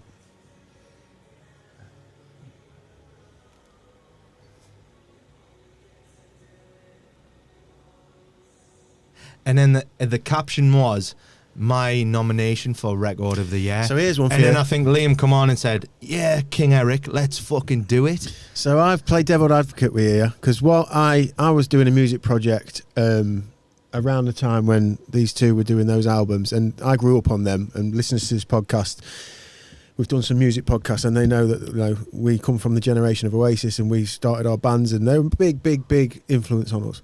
So big fans, and so always keep me on what they're doing. And I had a music project going on Adrenochrome, right? Yeah. And I hadn't done music for a few years, and a lot's changed. Spotify, streaming, fucking Instagram, tag this, fucking hashtag that, and like, whoa. So I was trying to more of a social media project. Yeah, now, so I'm looking at a marketing project. So I'm looking at Noel and Liam, because they're my go-to anyway. And I know what that they're doing. And I'm looking at, because I know that Noel's got Sour Mash and he's doing it all on his own. And I know that Liam was signed up to Sony, who are the daddies. Yeah. So I dare say they've got a good marketing team. And I'm looking at their marketing team and how they've done it, and they did an amazing fucking job with him. And I took no end of kind of templates from what they were doing. Snippet of this, video there, lyric section here, competition thing here, a bit of information released here, and I took loads from them. I was like, all right, brilliant. And he actually overtook Noel. He got bigger than Noel during that second campaign. Yeah. And what was interesting is things like that. I think, did Sony, so someone at Sony mate went, do you know what would be fucking magic, right? I don't know fucking Liam, but if we get Eric Cantona, right, what we'll do? It's obscure. Like, they must have been on the fucking. Who fucking knows? Smoking a J at the time, who knows? But it worked out for him, and there's some good tunes on there. And I like that even Liam's put it out there a couple of times to Noel about, mate. Let's get the band back and together. he gives it all the fucking chope and that. But he's his brother and he loves him and all that. Yeah. And who knows what's happened? We've all been there with siblings. Yeah, it's a messy one, but no, I've enjoyed seeing all that. I went to watch. In fact, my brother, one of my brothers, who you didn't meet today, although all of us went, had tickets, and he said, "Oh, I got tickets for him." And I'm kind of. I wouldn't be running out to buy tickets to go and watch Liam Gallagher, because I see Oasis many times, and like I've moved on a little bit, but I'm like, oh yeah, wicked go with my brothers, and I was impressed. Yeah, it was good. It was good, because do you know what? I think it's real though. You know what? That's where I'm going with it. And he was on the comeback, wasn't he? And he wanted to prove a point. It wasn't all about show and jizzle and. Do you know what I loved? See that Glastonbury set he done, and he was on. I don't think he was on the Park stage. In fact, he might have been. He wasn't on one of the big stages. Was he on the other stage, I think? He might, and I don't even think it was the other stage. Really? No, it wasn't one of the massive stages. It was, I think. Is this where he had the fucking check? Yeah, I think it was 2017. He's since played the Pyramid stage, and like it was absolutely like. It was like he was doing it for the first time. He was absolutely buzzed about it, and you were like, "Mate, you are the king of rock and roll, like, and it's like he was doing it again, like on the comeback trail for no reason at all. He's got no reason to come back." Well, the film the Charlie Lightning film that they made about him, what was it? It was As It Was. Is that the film? Yes. Yeah. I enjoyed that because, again, full circle. What I like about him not giving it the big pretense about songwriting or being a solo artist in general, he was honest about being down. He was honest about being depressed and being fucking lost. And he obviously had all that legal stuff with having a love child again and his marriage with Nicole Appleton. And I really thought, because he does bridge to so many lads. You've talked about being from a working class background and fucking lads drinking and working. And Liam Gallagher being somebody to say, you know what, I was fucking down actually, man. It was shit. And I'd done some shit things and I had to square myself up. I went, I would have gone a long way with a lot of lads. Yeah. Mate, talking about that, let's talk about Tyson Fury. Okay. Fucking what a man he is, mate. And obviously, because I've done a bit of boxing, I've been in that sort of environment yourself, you're the same. And I've obviously suffered with mental health issues. For the man who's heavyweight champion of the world to come out and say, look, it was proper powerful stuff, man. And he was like, did you watch him on Rogan when he went on Joe Rogan? No, I didn't actually. That was interesting, because obviously there's a massive reach on that podcast. I mean, it's the biggest. I mean, he's the Saturday Night Live of today, and it's long form. I think they did an hour and a half or something, but he literally as you just mentioned a minute ago, when you just took us to the place of like, whoa, you know, you saw something. He was driving his Ferrari, wasn't he? And he was like, yeah, he was going to crash. fucking, and I had kids everything. or whatever. I've got everything.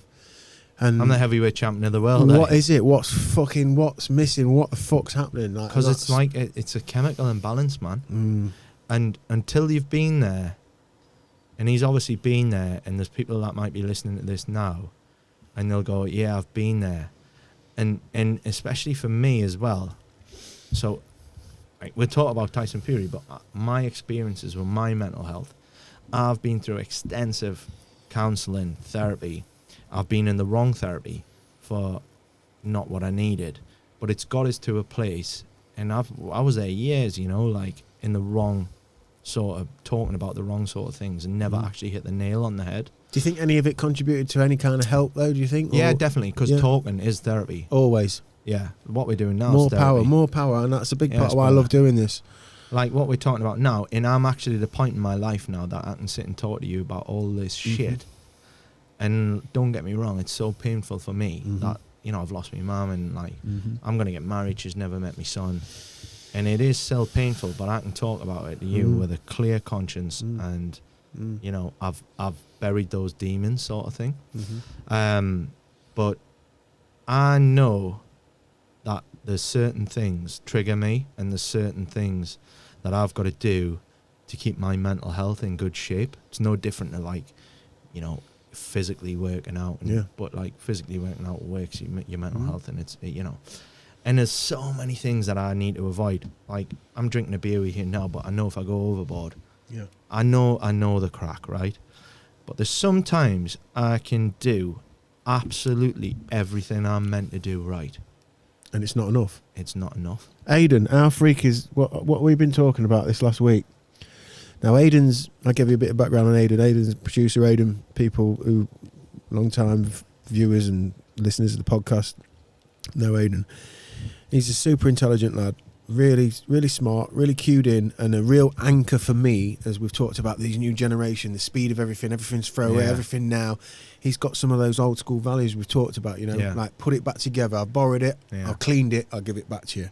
You know, like just... He's a quiet man, I like that. Yeah, and he's fucking... Because he's a thinker. He's taking it in, and he's processing I'm learning from him. I'm twice his age, and I'm learning from him because I'm learning... That's a beautiful thing. Yeah, because we spend time and we finish these podcasts and we sit, and I've said to him, we'll have to start recording because we'll do a little synopsis on the after. Yeah. And he'll pick out points from, you know, and I'm thinking, I always forget, he's fucking 20, this lad's 20. And he's so...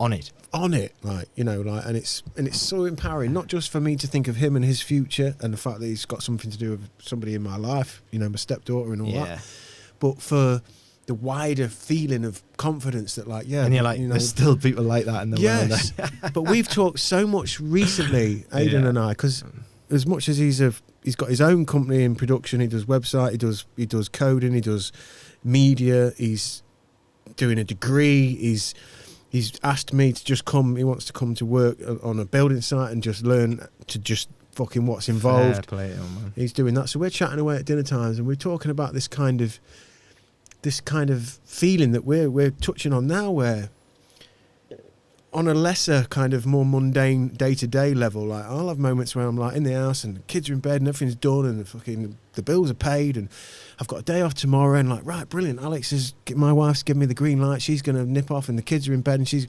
I've got a couple of hours, and I'm like, oh, wicked, man, everything, and I can have grab an IPA, everything's aligned.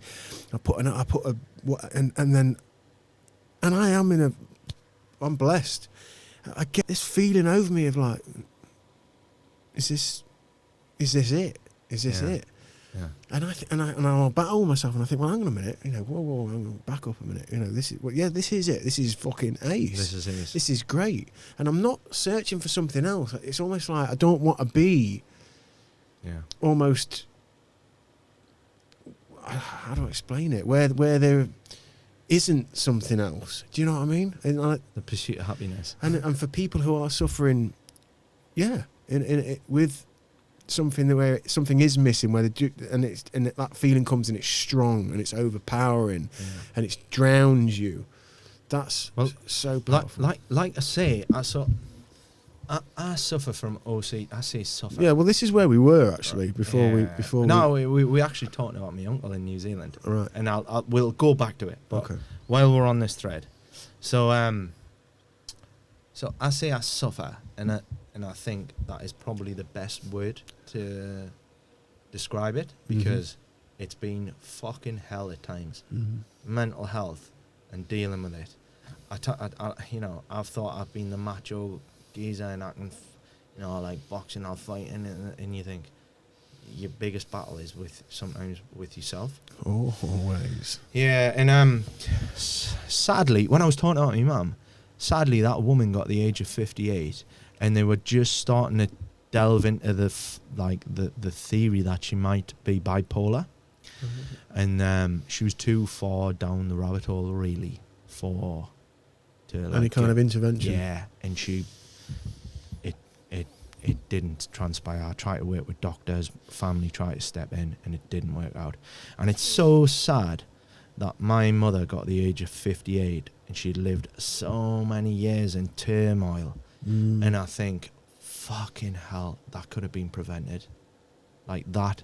She could have been here now with my little boy at my wedding next year. And it could have been prevented. And that is the fucking saddest thing about mental health, man. And I'll tell you something, I count my blessings that I'm 32 and it took me years to establish where I was at. And I'll be honest, I went to some dark places.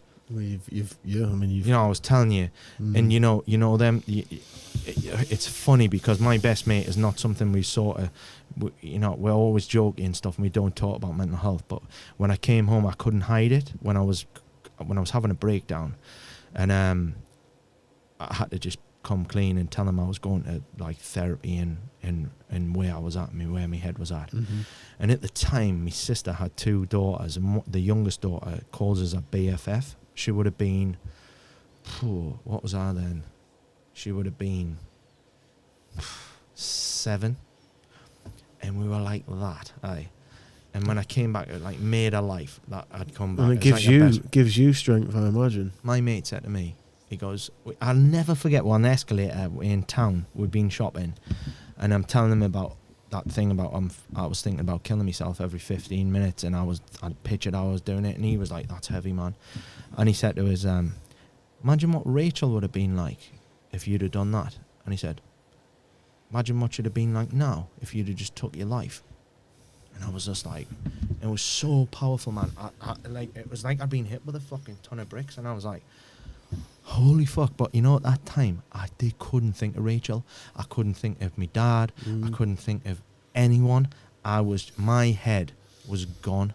And like I say, people who are listening to this now that will be suffering from mental health, it's often people that are like, you think that you're super strong, and we're all human beings, right? And I had to be the one that was there for my family through a lot of shit.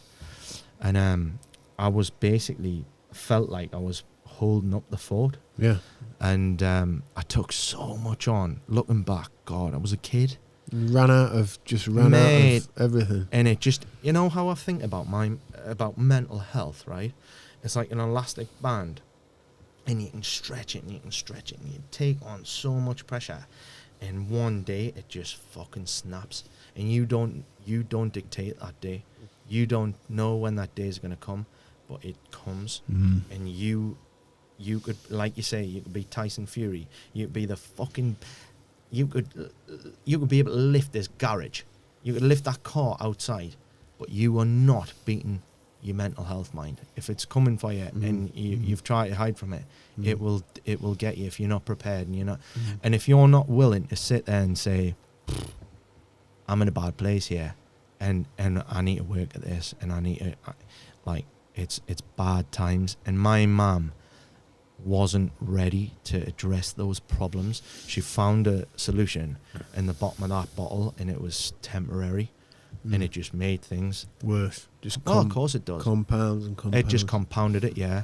And like this was quite a powerful thing for me, right? So I'd come back, and through all my years of living with my mum's alcoholism, she'd never ever admitted she had a problem. And that one of the hardest things for me living with it was that it didn't matter what.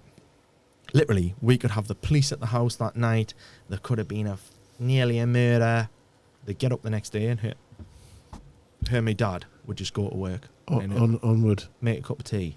And me and my sister would be sat there or I would be sat there on my own thinking, am I going crazy? What the hell's going on? Do you know what I mean? And I'm finding bottles of this in the soap powder boxes and I'm putting it to bed and she can't speak and she'd go missing. Nobody know where she'd been. And then the next day it was just like, and then people are like, oh, you know, your mum, she's a lovely woman. And I'm like, yeah, no, she is, but it's so confusing to a young mind, to some, and on the last podcast with Nominee, we talked about, his dad was a big drinker and his mum, and it's very similar, and they kind of kept something together, a unit together to a degree, but it's only now since he's had therapy and things where they look back and there's so many triggers and so much of the thing that we discuss, which is just being together. Mate. You know, like just actually being together, not just being in the fucking place together and you're doing that and I'm doing this, but like as you're home from school, yeah, I'm on my knees. You're a unit, eh? Tell me about your day. Come sit with me. We're going to do this. We're going to do that. Right, I'm going to put you in bed. We're going to read and you've been together. Yeah. You know, that. Like bath time with my boy. I'll come in from work. It doesn't matter what's happening. I sit in that bath and we have a bit of crack. And like you say, I take him in, I get him ready for bed and we read a story. You can't buy that, man, eh? That is the fucking stuff. But like I was saying about my mum, it was so sad that she never got that help, but equally she never ever admitted that she had a problem. So when I came back from New Zealand and I'd sat my family down and I was like, I'm having a breakdown, and I said, look, and I started getting therapy, and I said a massive part of this, I think, is obviously the relationship I've got with my mum. Anyway, I ended up sitting down with my mum. She told us she'd had a cancer scare, she had got over it, and we struck up a relationship, but she was still an alcoholic, right? So I would go around for Sunday lunch and she would be sitting with a cup of tea, but it was a cup of gin. You know, like... What, and making it out, it was a cup of tea? Yeah. So you were into, like, real kind of... Yeah, mate. She'd went down the rabbit hole to the point where you can't claw yourself back. And I was at the point where I needed a relationship with her for my mental health and for my... my support. I loved that woman, like she's my mum, and like for my soul and everything. But I've explained it like this before to friends and family, that when I used to visit my mum, I used to when you hang your coat up at the door, I used to hang my heart up at the door and just be ready for. And I would walk in, right, because you didn't know what you were going to get, and it would come at us, and I would almost just be as if I was just looking at myself. You're watching it happen. I'm just the shell of me. Observing it. And I'm, yeah, love you, man, bop, see you later. I pick my heart up, walk out the door, and I would just, that was my coping mechanism, and I had to do it. And you know what kills you about that? You love that person more than anyone in this world, but you can't have that relationship with them because they've got the ability to kill you, basically. Like my mum, I loved her that much. She could have destroyed me.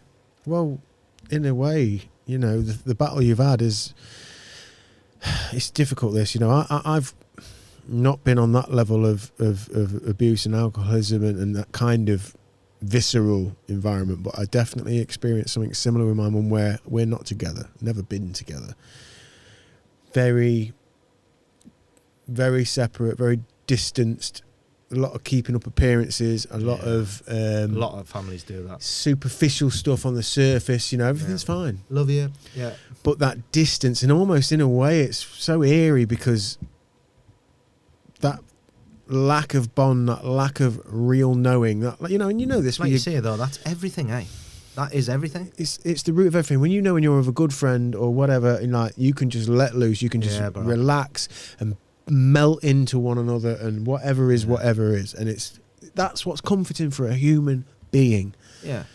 And if you don't have that with a mother, and not in any way sort of drawing comparisons at all, but in my experience, you talk about hanging your heart up and kind of knowing that you're never going to have what you're That supposed to connection. have. Yeah, It's not it's there. your Right? mum. I said to me dad, Dad, when I'm sat with my mum, I could be sat with a stranger I've just met in the co-op. Yeah. I could have just took a stranger home for a cup of tea and sat there for an hour. And that was the vibe. But that's more damaging because you're so close, aren't you? But so far. I'm only coming to terms with this at fucking nearly 40 years old. And seeing the spiraling, the veins, the ripples that touch everything. And nobody in my family wants to talk about it. Yeah. I've tried to talk about it. It's a hard thing to broach. Nobody wants to talk about it, and we push it away. What are you talking about? Everything's fine. Yeah. Yeah, look at us. We're all healthy. We're all here. And we can take a picture and put it on Facebook. And it looks mint, eh? Oh, aren't you so lucky? A handsome family. It's like, fuck, man. Yeah, bro. It's so difficult, man. But, so how it transpired with my mum, anyway. So we carried on that charade for a while, and she would go on little holidays, these little coach holidays to London and Scotland and whatnot, and she ended up having an epileptic fit, and she ended up in hospital in Scarborough. So I went down to Scarborough, and the nurses pulled her to one side with a doctor in the room, and she goes, "Look, just we're in a room here, it's a safe place, let's talk." And she's obviously done her homework on my mum, and she knows where this is coming from. And she goes, "Has your mum had any issues?" And we're like, "Look, the woman's an alcoholic." And her sister was there, right? And we'd had a fraught relationship with my auntie. Your auntie, yeah. Through my mum, because she'd all the shit that had happened in our family, she'd sort of spun it back on us as if it was somehow our fault. Right. So, and is she functional? Is she like a yeah? We're actually great friends now. Right. So she's having to sit there, listen to us, sort of pour our hearts out, saying, "Look, my mother's been an alcoholic for a number of years. This is obviously just something that goes with." It comes with the territory. And she said, "Well, look, I'm going to be honest with you. Yeah, it's to do with that." And she said, "I'm not going to let your mum leave here until she sits and admits that she's an alcoholic." And we were like, "Whoa, fucking hell, yeah." So she's like, "I'm going to get the whole family in the room, and we're going to talk about this." So my mum sat there, and she's like, "No, I was just dehydrated." Da da da da da. So we went out, and the doctor had a word, and she goes, "Look, Debbie, I know about your past. I know, your family have told us." And my mum, turned to the doctor and was like, "Yeah, okay." She said, "I want you to admit now to your family that you're an alcoholic and that you're going to get the right help and we're going to make you better, So we went in the room, and it was me and my sisters, and she said, "I'm so sorry for everything I've put you through. I'm an alcoholic." And we just went... It felt like we've been carrying this load around for so many years, because you think you're going nuts a bit as well. Because everybody knows, but no one's saying nothing. It's like the fucking elephant in the room, the biggest elephant in the room, mate. And my sister looked at me, and we just went, yeah, "Ah!" Explode. Oh, mate. And she goes, "I'm sorry for everything I've put you through from being children, da da da." And we were like, "What the fuck?" Oh, man. We were like, "Why has it come to this?" Because that's what us fucking daft humans do. I'm watching this with my own mum and that now, Mate. Just watching, we're all in such denial. Such denial. We're denying everything, and I fucking can't do it. I can't go to the meal and pretend I can't do it. Because that feeling you have, that... Don't let it get to that point, bro. Unloading. Well, don't let it get to the point where she's sat in a fucking hospital bed and you're having to have that conversation. Don't let it get there. Well, for people listening, yeah, and I agree, man. I agree 100%. Let's talk about these things, eh? They're so hard to talk about, though.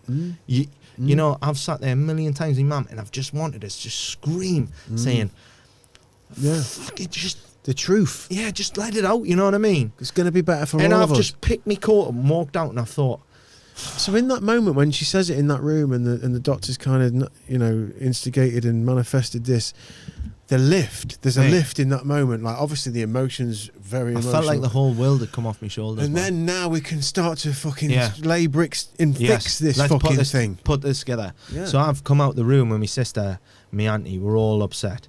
And we went, right, let's do this now, eh? And I've said to my auntie, you live near her, you know a doctor, let's go to the GP. Let's put some foundations in. Let's start doing this. So I'm ringing the doctor. So doctor says, look, I think we've got to really look at the real possibility that your mum's bipolar. And he said, I've had her in. So part of the thing with the hospital, she had to go and see a GP. It was like part of the release program. Yep. And he said, I've analysed a lot of things, and there's a lot of it telling me that she's like leaning towards being bipolar, and I think it could have been that way for a lot of her life. And you know, when like lights start dots connecting, yeah. And I remember I was working on a farm. I was building this outhouse on a farm, and he's telling us this on the phone, and I'm like, you know, like it all makes sense. Like the clouds are opening, and I'm like, yes, this is it. So I've went down. I've sat and had the awkward conversation with my mum and with my auntie and my sister, and like, look, we think you're bipolar, and it would explain a lot of the like promiscuity within your marriage, tension, you know, the alcoholism, the way you've been, just the way you've been, you know, the way you've acted all these years. The ability years. to just switch off, Jekyll and Hyde, like, and you know, like, it just so many things made sense. So she's like, yeah, we'll work it out. I literally went back to her house about 3 or 4 days later, and she goes, I'm not going back to the doctors. And I said, why? And she said, that thing that happened with us in Scarborough, I was just dehydrated, and it's a load of shite, the other stuff. And I, you know, when so you just double back. I just fucking fell in my seat, and I thought, it's fucked. It's done. Like, it's done. Yeah. What more can I do? Yeah, because when I was ringing the doctor said to me, he goes, Ray, you ever heard the expression, you can lead a horse to water? He said, but you can't make it drink. He said, I want to help you the best I can, and I want to help your mum. He said, but if that woman's not willing to walk through my door, there's nothing I can do. So I carried on this like charade of going to a house and having this relationship. Well, that was the rock bottom, wasn't it? That was the rock bottom. I hit the realization where I knew I was I've lost. That's it. Well, I've lost me. I'm saying goodbye to my mum, basically. Yeah. Because she's not willing to help herself, and that was. Do you know? I believe like you sometimes get a scare in life, and it's like nature's way of saying, "Pull your socks a sign." up. And that was her warning. And she goes, oh, I'm going on this other break to London. Oh, great. And I'll never forget, I was working in a factory building like not retaining walls, party walls, blockwork walls. And I got a phone call, and it was your mum's had another episode, but this time she's really bad. So I'm like, where is she? She's in London Kings, I think it was London Kings. So I've boosted down to London. She's in a coma. She was in a coma for a week. How long after is this? Then that episode when you have the breakthrough where you think you're probably about 6 to 9 months. So not I can't remember exactly. Within a year from the moment when you think fuck all that lift. It was a eureka moment. Yeah, that lift of like fuck, we're gonna get somewhere. We've got it. Yeah, we're on the road. You're back in the hospital. Now she's in a coma. Now she's in a coma. So I'm in London. My sister's there, and yeah, she's wired up for sound, man. And the doctors are saying we don't know what she's gonna wake up like. Anyway, she wakes up a week later. She can't speak. She's just talking all sorts of shit. Like, yeah, didn't know who anyone was. And what happened over the course of the next 2 years? She like went from hospital to hospital, then to care homes, and they told us that it was like this thing called Wernicke's encephalopathy, and basically what it was that in another thing. It basically she drank so much, and it had affected her ability to absorb like nutrients from her food.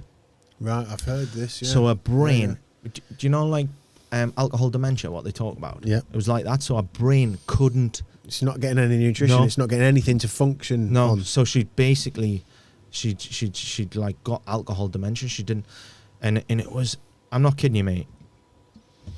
It was probably the toughest thing I've ever been through in my life, because we had glimpses where I would walk into the home and she'd be like, and my sister would be like, do you know who that is? And she'd be like, yeah. And she'd be like, who's that? And she'd go, Raymond. And I would burst into tears like, oh my God, she knows who I am. And then other times I'd walk in, she would think I was my dad, like when I was a young man. And I'll never forget this one time I walked in, right, and we were sitting there and everything was like, I say it was great, it was shit. But she was having a good day. And my sister sitting with her hand on her knee and she goes, it's Raymond. And she wouldn't like, she wasn't talking, you know, at the time. And I went to the toilet and I came back and she flipped, mate. She didn't know who I was, screaming, trying to go, who's he? Nah. And I just walked out, like, just in fits of tears, like, oh my God. And then we ended up being able to get her to this home that was close to where we lived. And I'd planned on going to see her on the Saturday, but I had some things with family where I couldn't go. And so I said, right, I'll go see her on the Sunday. And my dad actually lived here on the street in front of where she was in a home, ironically.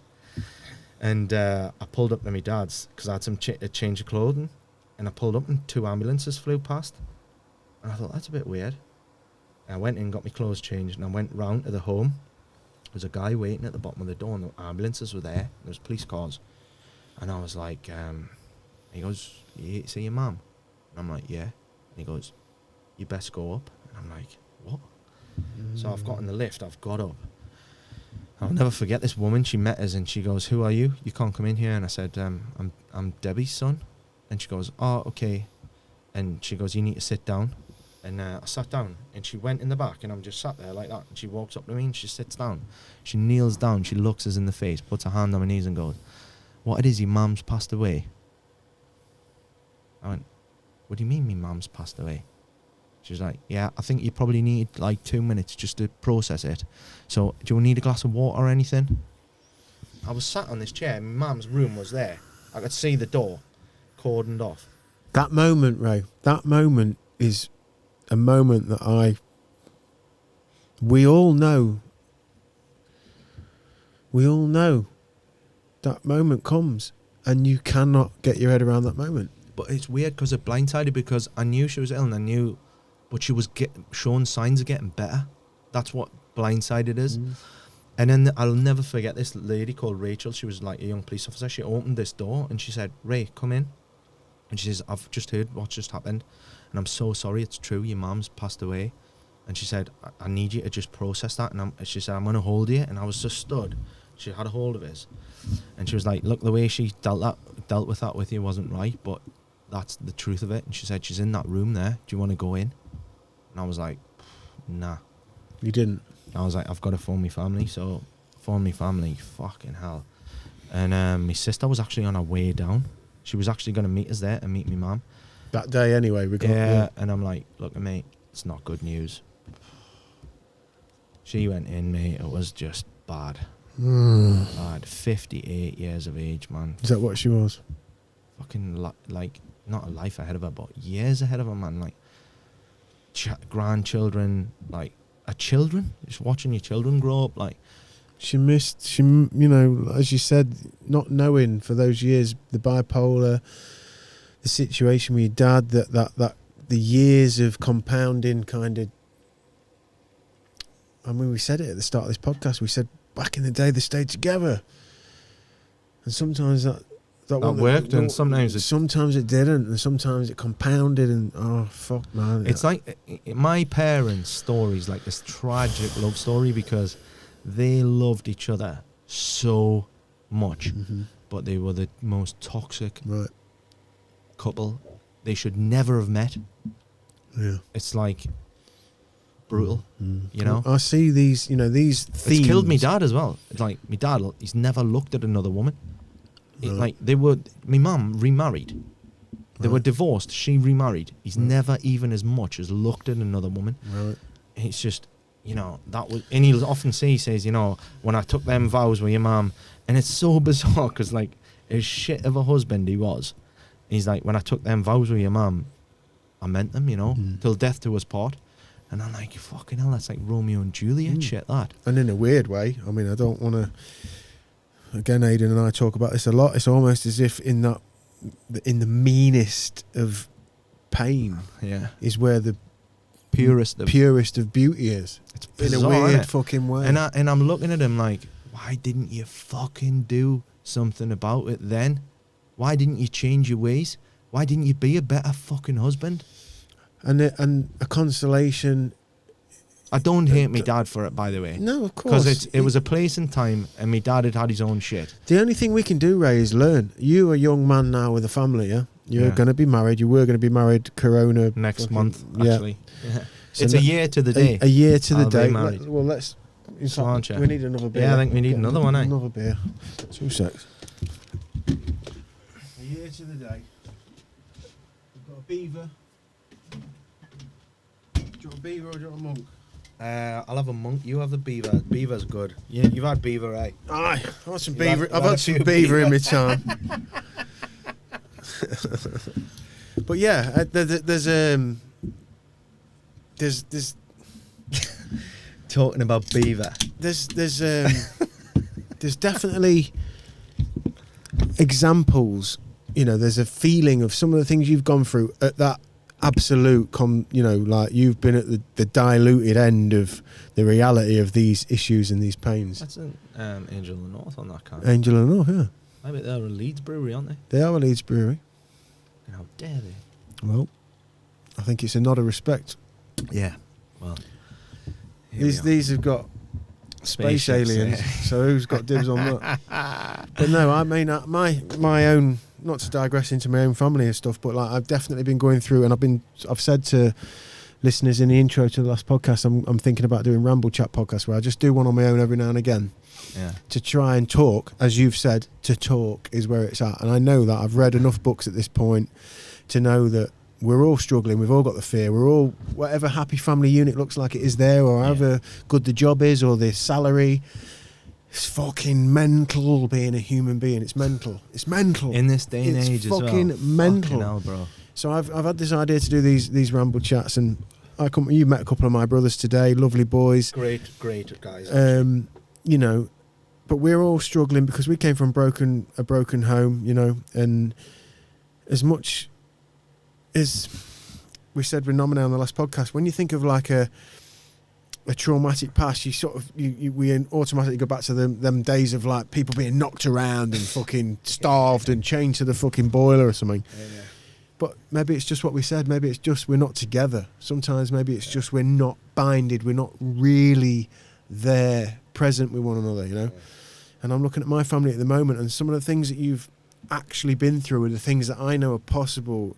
And as I talk to my family, and you know, difficult relationships with my mum, with different people, you know, and we battle and we fight, and we don't need to. We shouldn't. We should accept where we are, because one day those lights are going to go out, and one day we might have to admit we're drinking a little bit too much, and we're not facing the facts, and the fact that your sister doesn't speak to your brother, and your brother doesn't speak to your other brother, and I'm not speaking to 3 of my kids, and me and your dad have just been tearing chunks out of each other in front of you for 20 years. And your real dad got banished and, you know, took out your life, and then you listen to all this stuff about you know, and then just the confusion, the noise, you know. And do you know something that's funny, Sam? Like, I've had this conversation with so many people, right, that are really close to me that have fell out with their loved ones. That's good as well. It's fucking just popping, aren't they? Mate, we're not messing about. We're not here to play games.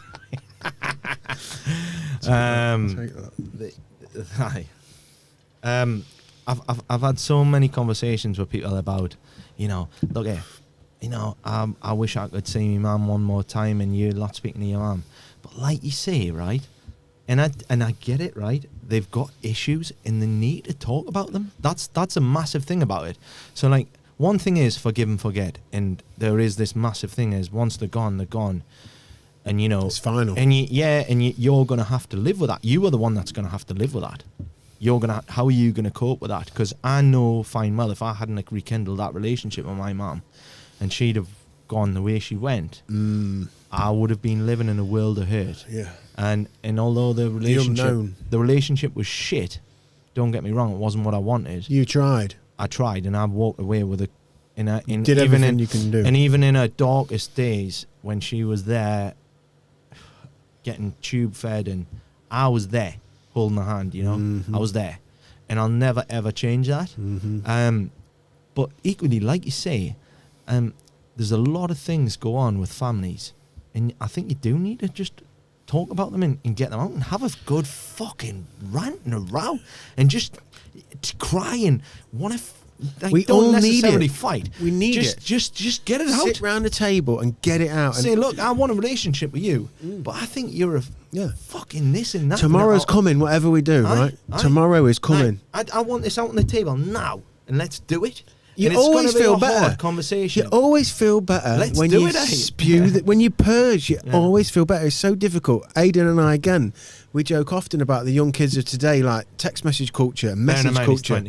Yeah, those young kids of today. But you know, I'm fucking 40, so he is. You know, but you know what I'm saying, Ray, about like today, everything's like text message. You can just send a text, and you're at a distance from the reality. You can't also gauge people's mood on no, you text can't. either. But to actually speak to somebody, to pick that phone up, to it's make brave, man. If you're shitting it, like Aidan had a situation actually just this week where he double booked himself. His girlfriend was going to tell him off, who happens to be my stepdaughter. He was like, Sam, will you tell her? He was going to, you know, and he what 9 out of 10 kids would do is just send the text going, oh, you know, blah blah blah, and that's fine. Yeah. But he picked the phone up and spoke to me. And I know it would have been difficult for him to do that, but I was so made up that he did it, and I was like, it's no problem. So all the anxiety he'd have had. So what I'm saying to you is the lift, when you do something that's like you're saying, let's sit around this fucking table. This is something I tried to do in my family last year. I kind of burst up at the house, actually. I was at the end of my tether, and I burst in there, and I said, everybody round this table now, we're fucking talking and we're having this out. We're all fucking pretending that this shit's not happening. I said, we're going to talk. Bro. And at first it was really like sketchy. It was Sam's like, lost his mind. Yeah, and fucking you come round here. And then 2 hours in, it was like, thank you, Sam. Thank you. I appreciate it. We needed this. And I'm like, because we need it, and we all know it. Yes, but bro. every day comes, and we go, oh, you know, it's okay because it'll work out because we'll do this and we'll do that, and you know, we'll sort it over out. the fucking exactly. And then we'll have a day out, and we'll just pretend. And then you're 65, and your dad's back's gone, and now he's really down. You know, now the chips are down. And now he's drinking a lot more now, and like now we can't get to. So with my family, I'm so fucking and a story that you've just told. As you know, and don't get me wrong, there's a substance abuse and there's factors involved there, and there is in my family, although it's functional and we can all hide behind functional. I'm doing my job and I'm paying my bills but I need that fucking wine every night, you know, and I'm falling out with everybody. Yeah. But I'm working really hard, and you know, so therefore I'm, you know, but no, listen, look, this is really unhealthy. We're all discombobulated entirely, you know, and we've got grandchildren now. There's 5 grandchildren that are.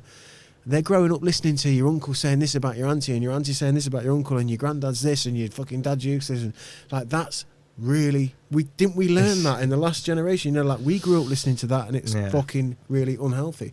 So when I listen to a story like yours, and I'm sure people listening, watching this, I just want to fucking say, "Fuck! Did you not hear that? Like she's gone. This is real, eh? Gone. This is my life. Can't turn it back around, right? And we're here now. Be here now. Like you're healthy. There's 6 kids in my family, and we're all healthy. We've all got all our fingers and toes. Yeah. I think about that, and I think that's fucking amazing. Totally that's amazing. I mean, one of my brothers, George, who you met today, he got cancer at 15. He got testicular cancer at 15. That's as close as we've come to having a real problem. In a family, you know, a real problem, other than you sorting your shit out and just giving each other room and growth. Aiden, you got a beer? Would you want one? No, I need to drive. So. He's driving. But no, it's empowering, man, because we must communicate. We must talk. I know a couple of my brothers will watch this, you know, and I'm at odds with one of my brothers at the minute. We keep bouncing back and forth and falling out because of the reverberation of what we've grown up in. Not because I'm this and you're that and me and you are like this. Because the love's there, right? Yeah. But the noise, the reverberation, the culture, the climate, the environment of what we've grown in is this battle-hardened environment. So we've learnt it. Yeah. So then we Regurgitate replay it. it, Yeah, regurgitate it. We are part of the momentum of the pattern of what we've learned. Yeah. And to sit in here, ironically, I did a podcast with the brother I'm talking about, and it ended up being a pivotal point of us falling out. Really? Because he wanted to come in here and do it. We'd done 4 Brothers podcasts. Yes, I saw that. Which were just us 4. And truth be told, and I've kind of alluded to this with listeners in the past, was a bit of me trying to do some family therapy. It was a way of getting us around the table, dropping a guard, not just being at the meal, the birthday meal where we all turn up and there's the card. And you can't argue in front of the waiters. And you can't just say what you think. We're all on our best behaviour. So it was a way of getting in here, loosening up and sort of getting connected again. But you talk about therapy. Therapy is talking. I'm going to see a counsellor. I'm going to see a therapist. It's talking to another person. Yeah. But the problem is, I couldn't talk to my family about the problems we'd had because it was too close to home. That I had to talk to a stranger. What you're doing there, you are breaking down those barriers, and you're having the hardest of conversations with those people that have been there. Exactly. And you're telling them to their face. And the relief, relief that you got when you got like, I'm alcoholic. Fucking the lift, the emotion. My God, because now we can go, I'm not mental. I'm not fucking mental. mad, And everyone's telling me, oh, your mum's this, your mum's that. And I'm like, I just want to go, my mum's an alcoholic, I love her more than you could even imagine. But my mother is an alcoholic. But my life is hell we need to at the be moment. Together.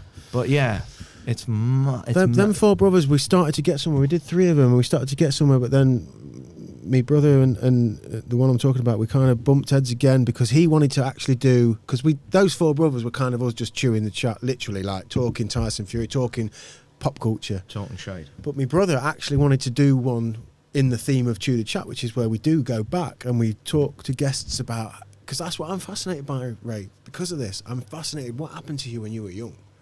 Yeah. Because that's such a big part of where you're going now. Should we go back to where we were talking about with my uncle? Yes, we should. Let's do that. Let's do that. I ended up a mental health advocate at work, and we were sat in this... in an official kind of capacity? Yeah. So I've done like training on how to like... recognise? See the signs and talking about different like... You know, like... We did an exercise on schizophrenia, right? And I'd never really understood schizophrenia. And we did this exercise, and it was honestly, it was upsetting to actually do it, to go through it. And basically, there was a group of 3, right? And I was sat in the chair, and 2 people had a tube playing into my ear, and they had a script to read, right? And they were reading the script, and I was sitting there, and I'm not kidding you, man, you couldn't think straight. And I think, oh my gosh, those people that are going through those like psychotic episodes, it's so sad. Well, so they're kind of reenacting what it's like to have... to the best of their ability. Yeah. You know, to what they know about it. And I'll tell you what, mind, it really hit home for me. I thought, oh my gosh, we don't know enough about this. Because you think, you know, like... Put yourself together, man. Yeah, mate. Yeah, all that shite. But... And like, so now I'm like a mental health first aider is what it's called. Okay. Mental health first aider, and we sat in this classroom, right? And like you say, I've had quite extensive therapy for years, a number of years, and I've taught to different people on different levels of different like sort of counsellors and different, you know, different approaches. Yeah. And I've got a lot of it off my chest. And I'm at the point now where I can talk about it now, and I'm not stupid. I know it is quite heavy, some of the shit that happened. But I can sit and talk to you now about it, and we sit and talking about it in the class. And I talked about my experiences with OCD. I talked about my past and what I'd been through. And this woman got up, burst into tears, and walked out the room. I know her; she's a colleague of mine. And I was like, whoa. Like I did, you know, like for me now. So you've lifted the lid for her? Yeah, mate. And I was like, wow, like this is quite powerful. Talking. Like, we're in a forum here, and I probably shouldn't be talking about it now, but it's meant to be a closed group. But like, and I know I've sat and talked to people, and they've said, do you know what? I think I've got a bit of that OCD, and they've went away and researched it, and they've got the help they need. And my uncle's going through it now. He's battling through it now. What, the New Zealand uncle? No, Another a different uncle. Right. And it's through this pandemic. It's Right. He's recognised it in the wake of this. He's got to a point where he's like locked himself in a room. It's really bad, and I think a massive thing that's helped him through it is that I'm be able to sit there and say, look, mate, I've been there. I'm there. You know what I mean? And like, look at me now. I'm living my life, and I'm like, by all means, I'm successful. Not in the way that I'm sailing around the south of France in a yacht and I've got £40 million in the bank. Right. I've got an absolutely loving family. I've got an amazing fiance. I've got this wonderful little boy. I've got great friends. I've got a fantastic job. I've got a house. Health. I've got health. I'm a happy person through what I've been through, and I'm living with essentially the same mental health issues you've got. And I'm like, mate, you're in a bad place now, and I've been there. This book, right? Yeah. Aidan's lovely girlfriend, my stepdaughter Georgia, friend of mine passed away. One of my best friends passed away. Yeah, and, I saw that. And she just long away. Yeah, she just got this book, and she ended up giving it to me because it was before I knew this news. Reasons to Stay Alive, Matt Haig, and I'd heard a little bit about it. Anyway, my friend passed away, and she was about to read it. She stayed at our house one weekend, and she showed me it. And she was going to read it anyway. Week later, that happens, and she gave it to me. She wrote a lovely message in it, gave it to me. I took it on holiday, and I read it. He nails in here what we're talking about. Like that, for me, it kind of brought it home. This is Reasons to Stay Alive, Matt Haig, bestseller, usual shit. He nails it, and he's from my generation as well. He's in Ibiza. He's in Ibiza about 22, 23 years old. It's all going on. And he just walks to the edge of a cliff, and he's like, fucking, what? And he's got a good, solid girlfriend, and then gets through it. And I read that, and it, such a familiar story, and it just compounded my instinct, which is, I honestly feel like, and again, we talk a lot about Buddhism, and we talk a lot about suffering. You've been in Asia. The Buddhist idea that we're suffering no matter, like this thing's hard. Being a human is fucking mesmerizing.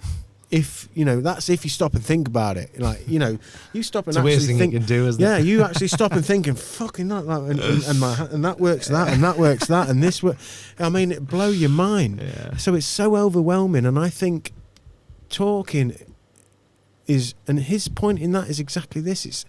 It's talk. It's let it out, because what happens is it's not just like they didn't think I was weak or whatever. It's like, oh no, he said he feels like this too. Yeah. He recognises this feeling, and the relief to just go, oh shit, right, okay, right, so we can do something. There's it's not just me. I'm not going mad in my own head. Do you know what blows my mind about mental health and human beings, right? I've talked to a lot of people who've been in some dark places, but I think instinctively within us there's a will to survive, right? Mm-hmm. And some people have been to the darkest places and they somehow claw themselves out of it, and we've got this deep-rooted, we're born into this world, and we've got this deep-rooted thing to survive and still be here through all the shit. No matter like what you're going through. Through all the shit.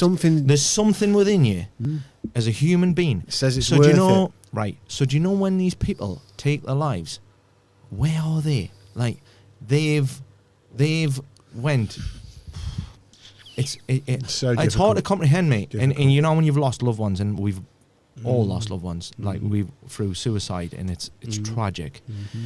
And a lot of the time, you might have been standing having a pint with them the night before, and it doesn't make sense. It fucking doesn't make sense. And you live with that your life, and you're like, why didn't he just show us? Like, why didn't he even just give us a nod? Just to say, mate, I'm not. And they like human beings can put this facade on to the bestest, closest family, and go and take their lives, and they're at their fucking wits' end with that and even though in your fundamentals of your core, if you're being a human, is to live and survive and be here, and when that's gone, and they still go, mate. It's a heavy thing, and I still don't. I still struggle with it now. I don't, and I know a lot of the time. Sometimes alcohol plays a part, or maybe it's drugs, and people take their lives, but not all the time. Some people are like, absolutely, yeah. They've thought about cold it. Light of the straight day. I've heard that, like, you know, people who are like, before people who've took their lives, apparently they're in this focus that they've never had a clearer vision of in the whole lifetime. They know what they're going to do, how they're going to do it, and they, you know, these people like plan the train journeys and where they're going to, you know, and where the train stops, and you're like, mate, like all your instincts have went against you there, and you're in that place, and you think, God, man, it's got to be preventable. It's got to be, and I think a lot of the time we just can't bring ourselves to just say, I'm fucking struggling. Like, I'm so blessed that I had a breakdown, and that sounds fucking stupid. And it was the darkest days of my life, and I felt weak at the time. I didn't understand. Like, I was like, this doesn't happen to me, you know. And I felt almost embarrassed. It's pathetic now, knowing what I know. But no, but it's not, Ray, because, you know, and I have a straight, and I'm probably getting into water that I shouldn't, you know, be in, but it's just my internal instinct. I just feel like I come back to that Buddhist thing. I feel like all of us, whether you are a straight academic with little interest in creative endeavour or wanderlust or whatever, or if you're a wanderluster who's got this instinct that's overpowering, but you're not necessarily, you know, intelligently minded or whatever, the suffering, the fucking overwhelming nature of just being a human is there, whatever, right? I feel like the more I read philosophy, or I look at art, or I follow art, or listen to music, or the people who seem to suffer and can somehow communicate it are people who, like you, for you, it's wanderlust. You know, you had the question in your mind. You wanted to do something more. I can go out of here and I can go to this country and see what happens. Or somebody like me, or I write a song or try and get something out in some kind of creative endeavour. Like, almost that gives you enough light to try and, whatever that energy is, to get past it, to try and understand it, to unravel it. But then I'm coming around to the idea that I think lots of people feeling that, but they don't have that. They can't articulate. The right hemisphere, just instinctively. They're just not. Their biochemistry, their cognitive wiring doesn't allow that right hemisphere to lock in and emotionally try and dissect something as much. You've just got the processing kind of, this is shit, and that's it. Do you know what I mean? Whereas it feels like so much of art, and this is a fucking cliche as old as time, comes out of some kind of suffering. Some kind of emotional fucking roller coaster of trying to unravel. I'll tell you what, mate, I can't wait for the albums to come out of this pandemic. Fuck me, gigs next year are going to be heavy on there. People can't wait to play and do stuff, can they? They can't. I can't wait for it, eh? Well, listen, you know, we've been pretty deep there, Ray, and we didn't get back to your uncle, and we didn't get back to deep sea diving and surfing and all that stuff, but we maybe have a plan for later on in the year where we might get together. I'm going to come and see you, do some surfing. We might do a triathlon. So maybe I'll bring some gear and we'll sit down again. So are we putting it on the table now? I think we've got to put it on the table. Right, we'll call it the Druridge Bay Triathlon. Let's do it then. Okay. Shake on it. Shake on it. There you go. There it is. Say May, yeah. So we'll meet up in Northumberland. You guys stay with us, but we'll book a little batch in Northumberland. Yeah. We'll go out, we'll do the triathlon, and we'll hopefully there's a bit of swell. We'll do a bit of. You can take me out surfing. I've never surfed. You take me out surfing, and I'll bring these, and we'll sit down, and we'll touch more. And we'll pick up and we'll go again. But I think we took a bit of a swerve tonight. You know, I mean, we took a heavy swerve, mate. We were always on the edge of things, but we took a bit of a swerve into some real shit. And I like where you took it, where you were like, you've almost took yourself full circle while you're telling your story of. It's weird because it's all in my head, but like, you know, you go off on a tangent and then it just takes you on to another story and then you go down the but rabbit hole. you come right round and the message is talk. That's what's beautiful. So many people have watched this and seen this, and even, you know, a couple of my brothers who I've referred to in it, me talking to them in the cold light of day saying, look, we're suffering, don't really work. Maybe in a conversation with other people that are feeling it, maybe it's like, no, I can let that in actually. No, maybe that is real. So many people will be feeling what you've just articulated. And I think that's real powerful. And that's why I love doing this thing. I love humans recognizing humans, and that we're fucking just trying to fucking get through the fucking madness and find the beauty. Yeah. You know? Sam, you know what? I love what you're doing here, and you know I've got a lot of respect for you. Appreciate for what it. you're doing, but I've got a lot of respect for you as a human being and a person and a friend and a father. Well, listen, and it's been a pleasure, mate. Let's bring these young ones up with a little bit more of a wider focus and maybe a bit, you know, whatever we can give them. Peace.